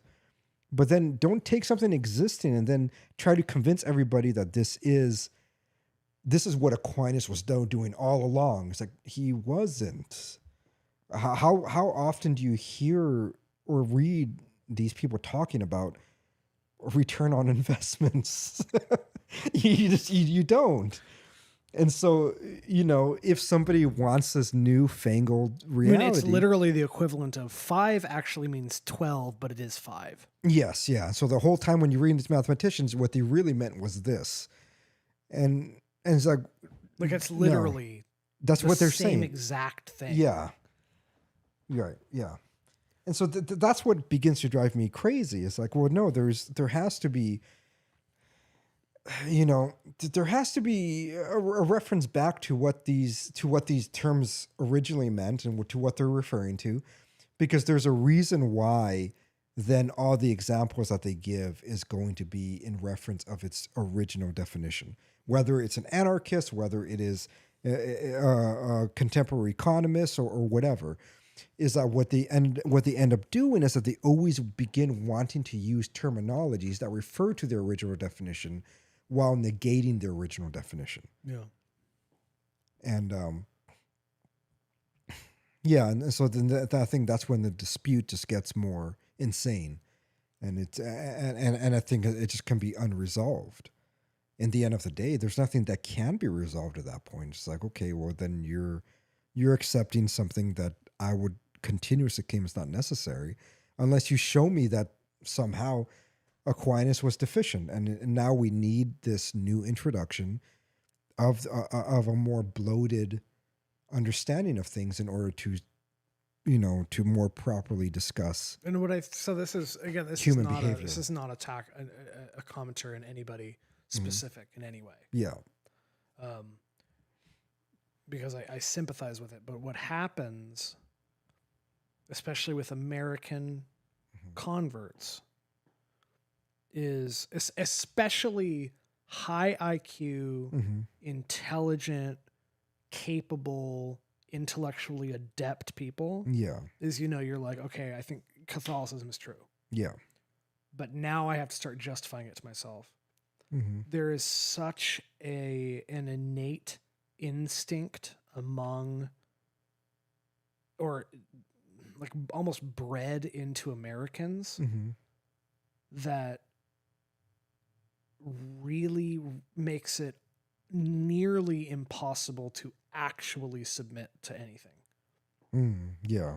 Because I see, there's a lot of even with Eastern Orthodox or with Catholics or whatever, there's this, you have this economic theory, just insane economic theory of whatever, or an ethical theory, or, like ethical theory would be like someone converts to, they want to convert, they think that, that the church is true and it's Catholic or something, but they're like a gay guy. So they try to maneuver. They're like, well, the sodomite thing is like a historical thing, so maybe I can justify that behavior this way. And you start to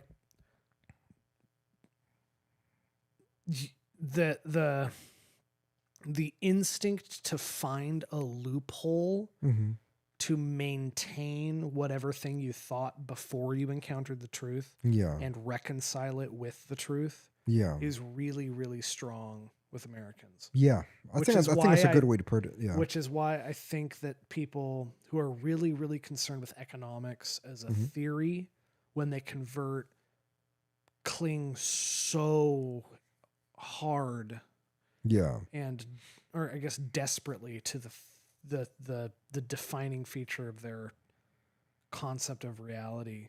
And some people can do it. I mean, at least you're receiving your sacraments and stuff, I guess, or whatever. Of course, yeah. It's not a big deal, but I just worry that people who won't let go of libertarianism or Austrian economics or whatever, they don't ever really experience the beauty of actual submission. Yeah, because there's also a correlation with others that I've spoken to for years that converted, and them also being almost sedevacantists. It's like the ones, like a lot of these Americans who convert to Catholicism, who normally came either from Protestant background or Do you want any more? Or should I finish it? No, I'm good. Yeah. Actually, I'm enjoying this the longer it goes. Yeah. Is We're in our port era. is that they also simultaneously want to constantly disrespect the Pope. And it's just like instinctual. Because I remember in the 90s, like in the 90s, and I reminded some people about this. Like so there's some people now that are just so in love with Pope Saint John Paul II. JP2. Yes. And then I remind them, it's like, do you not remember what you said about him, 25, 30 years ago? It's like, it was horrible things. The same things that they say about Pope Francis, they said about him. And one time I looked up an article because I was like, you don't believe me? I'm going to look up an article. And then when he looked at it, it was like, one of my friend, it was Matt. Yeah. And he looked at that and then he was just like, wow. He was like, yeah, I remember that. And then it finally clicked in his head because he still wouldn't remember. He would refuse. It was like, no, you could look up at all of these and many American, either American converts or Americans who weren't familiar with their faith, and then they became much more familiar with it. And so it was almost like a reconversion back into it. They have this, I really do think it's pride. Literally, yes. It's not even just a think thing. It's this pride where they came to it rationally. They came to it, with all the good intentions, I think, and all the goodness that reason gives you. But then they took it to the level that now they, in some way, can determine the good. They can determine the proper. So then they say, well, like that one guy, Dr. Taylor Marshall. It's basically just his entire podcast is just hating on Pope Francis. I mean, that's really what his popularity is. And so there's many American Catholics that view him and like, oh, he's fantastic. And then you talk to like my friend from Italy, and then he can't even finish an episode. He can't. It's like, I just can't stand him. So it's just off-putting. You talk to people in South America. You talk to some of my relatives who are priests on my mom's side, and you try to like introduce it to them. It's like, no, I'm good. I have no. It almost like creeps them out. Almost. It does. Yeah. It really, because it is like this heavy pride where. They would say, well, it's within my purview as a Catholic. I can critique this and that because I am not denying the reality of the Pope, but I can articulate the good so that I am going against him. It's like, why then? Who the fuck are you? Dude? Yes. And it's almost as if they take that same American political mentality and then they apply it to the religion as well. It's like they are the bearer of what it means to be properly Catholic. And because of that, they can then dispute and call Pope Francis a heretic and whatnot. Is when I say you, but it's not even necessarily a conscious thing. When a massive population of people are culturally convinced that they are God, it is really hard to convince them otherwise. Yeah. I agree. Yeah. And that's what the American culture is. It convinces people that they are all gods. And it's what happens. So when an American Catholic, decides to, or someone decides to convert or whatever, even I think the cradle Catholics are so used to it that they just don't think about the Pope thing as much. It just is. Everybody has like a picture of him. It's just is what it is. But converts especially, they submit to God. And then they view themselves as on some kind of equal, they have some kind of equal agency of the Pope. Yeah. Like the Pope is just one of us. Yes. Yeah. It's very Protestant-y. Yeah. Like who is he? He's just another guy. Right. Yeah. So his encyclicals are just heretical, and they say things like that all the time. It's like, well, actually, the Yeah. Holy Spirit appointed him the head. Yes. Yeah. Of like 3 billion people, or whatever number it is. Right. Yeah. Because I mean, the Pope is just a guy. Of course. Yeah. He's a sinner also like anyone was. not just a guy. Yes. He's the guy. I mean, he's Yeah. he's the guyest guy. I don't know exactly how to reconcile that, but it's like, because when I mean, he's a predecessor of of Saint Peter. He's somebody that, not predecessor. I'm sorry. He's the successor. Successor of Saint Peter. He is somebody that, the apostles preceded all these people, and then they appointed people who then appointed other subsequent people. Tell me where the apostolic succession was wrong. Yes. Yeah. Well, what point? Where? Yeah. And some of them do. Yeah. St. Pius X. Yep. Yeah. Okay, you're 30 years old. What do you know? What YouTube videos have you watched? Yeah. What do you mean? Yeah, and yeah, many of them do, and that's just. I think it's just a very difficult thing for them to ever give up.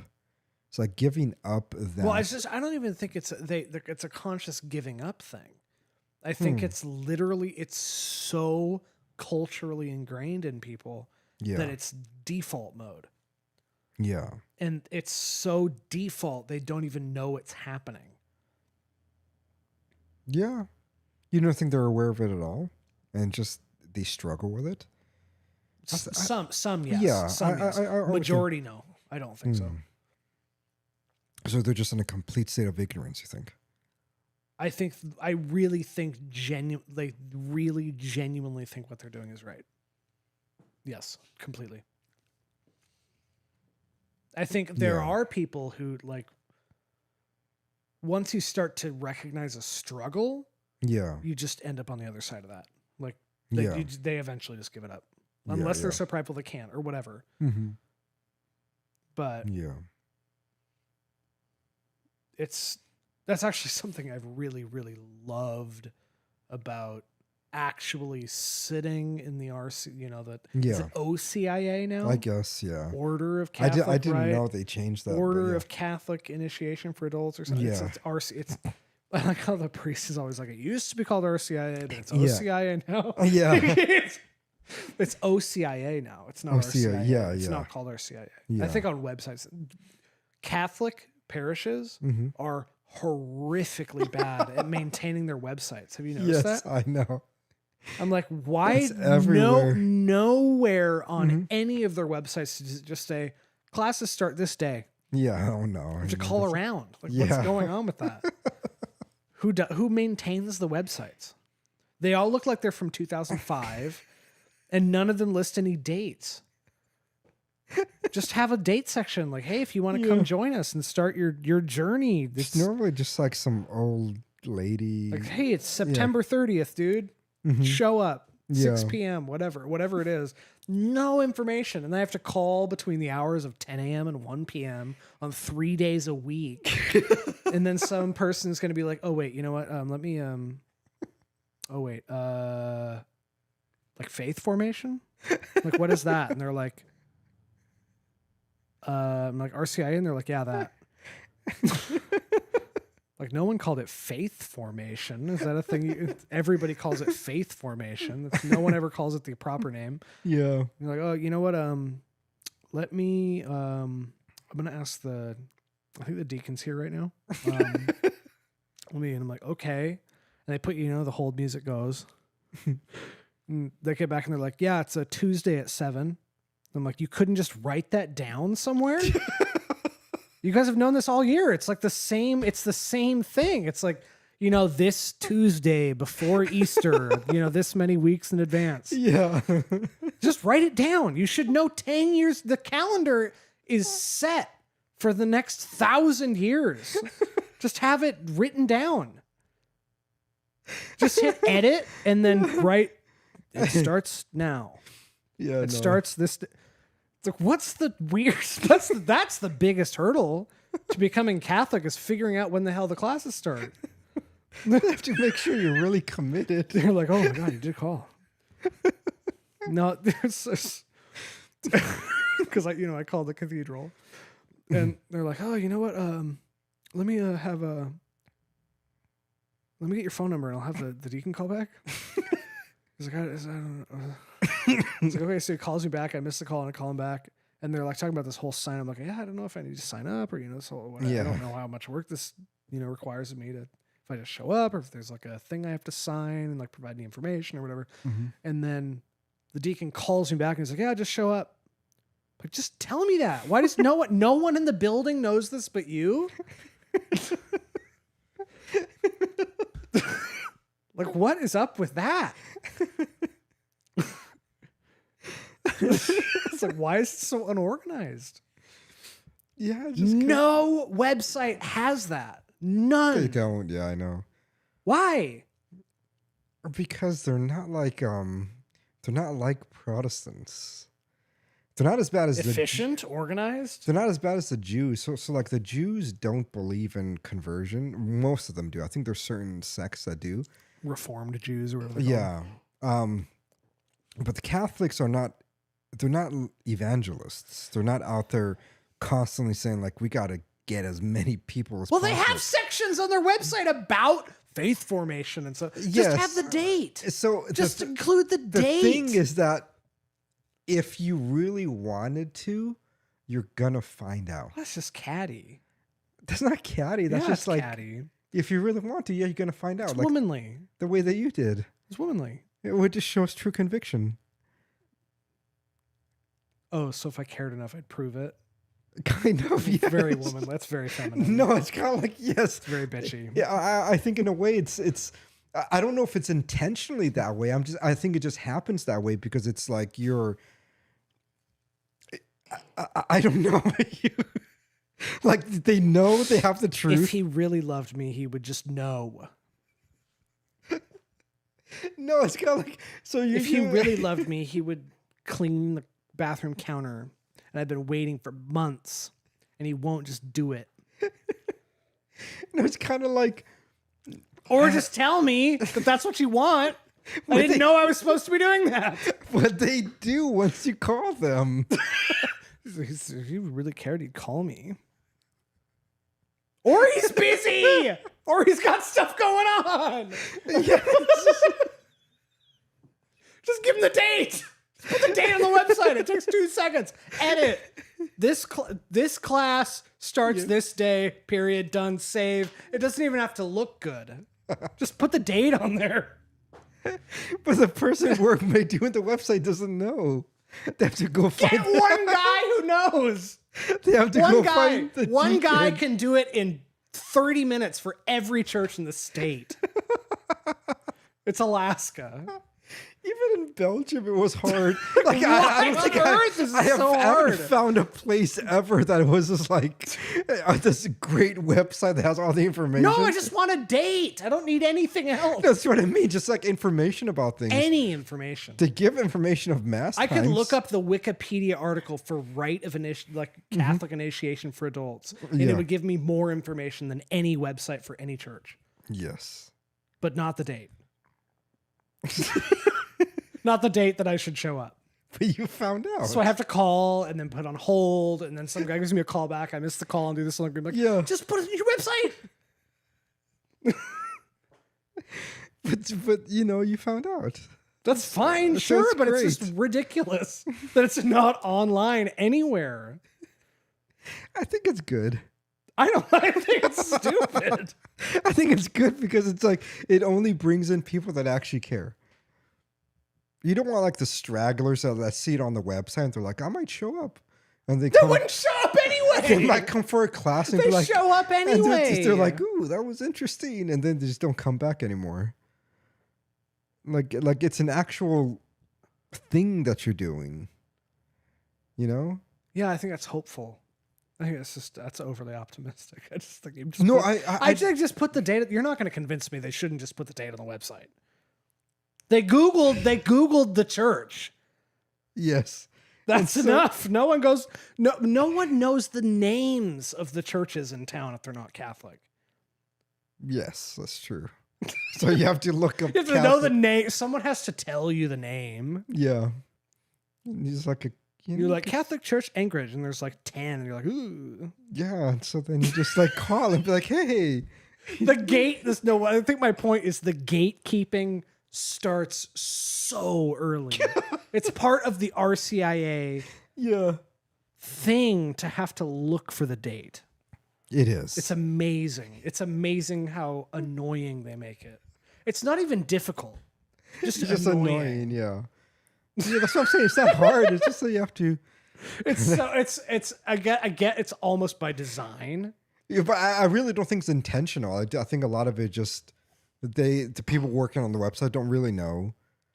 They're because I know they don't know because no one knew. Yes. But the one deacon, and who happened to be in the church building. They're not as. I don't know if I ever go. I mean, I haven't been for years. Besides, like having to shoot. But I remember when I was a teenager, and if I'm hanging out with my friend, and then they have like a Protestant service on Wednesday, it just becomes like these pastors. Actually, this even happened when I went to shoot Don Young's funeral. What's his name? Jerry Prevost came up to me and everything. Is that his first name? Yeah, is that he's well known? I know. No. Is that they come to you and does then he do the hand thing? Yes. Oh. And then they want to say, like, hey, yeah, welcome to my church or whatever. It's like, yeah, you should. We have fellowship on whichever day. And some do Wednesdays, others do Sundays or whatever. And then it's like, yeah, you should really come. And they're always in a almost like salesman mode. Yeah, it's like they see somebody. No, and I get that's part of what makes it kind of creepy. Yes, and that's what makes it dramatically different. The frosted kiosks for donations and stuff. But then with Catholic churches, they want you to convert. It isn't that they don't want you to convert, but it's like if you do want to, you just will. You will. Yes, yeah. No, and I get that part, but I just like to riff on the fact that there's no dates anywhere online. The fact they know. If you really cared, you would call. Yes, it's the same thing. It is, yeah. Because you can know what day RCIA the classes start 10 years in advance. Yes. Because it's this many weeks before Easter. Yeah. On this day at this time. Yeah, you're saying now. That's awesome, isn't it? But also, you could just put it on the website. Where's the fun in that? Yeah, because I call the reason. So this is actually one of the reasons I chose St. Andrews over Holy Family, is that the person I talked to at St. Andrews was substantially less irritated sounding than the person at Holy Family. I called Holy Family and I was like, yeah. This is what, Dave or whatever? Yeah, yeah. I was like, the way he talked, I just didn't like it. I know, yeah. So I was like, nah. Didn't like that. So I'm going to call the one closer to my house. It's more convenient anyway. And the guy was like, oh, yeah, yeah. Yeah. I talked to him and he's like, yeah, it starts on Sunday. And I'm like, how does it start on Sunday? He's like, yeah, they call you up during Mass. It's like, wow, this is this is way more ceremony. They sing over us as we walk out for 30 seconds. Like, this is way more ceremony than the first place. Yeah. I like that. Yeah. I feel like an attraction. I like St. Andrews a lot. I'm always gonna like that church. It's very nice. Yeah. And I like that no one talks about the Pope doing anything dumb. No one talks about it. It's just there. Yep. Yeah. I can just sit there and the music's great and I can just look at the giant crucifix. Yes. I just look at that and I'm just like, wow, I get to be here. Yeah. That's beautiful. You know, Father Arthur is like great. He talked to me and he was fantastic. And I was talking to him about how I was like intellectually converted and stuff. And he's like, that's not enough, right? Yeah. I was like, yeah, that's why I'm here. Yeah. It's like, yeah, I know. Yeah. Yeah.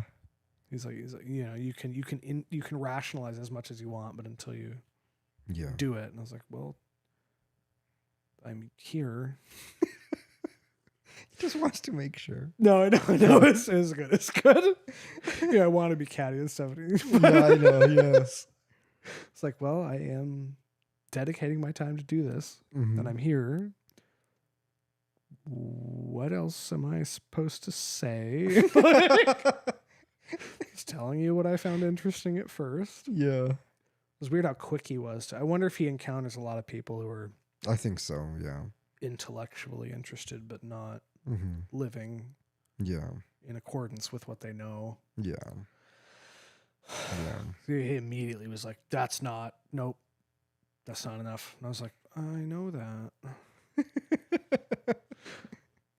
I thought I knew that. What are you talking? What? You're going to badger me for liking Aquinas? We're going to go into a lecture about it? Immediately? Yeah. No, that was good. Yeah, I almost feel like almost nobody gets to have an experience doing the conversion thing where they're called up during mass in front of everybody. Yeah. And then like the father, there's the archbishop sitting there. They're the he's an archbishop. Yeah. The previous archbishop of the diocese sitting there. And then the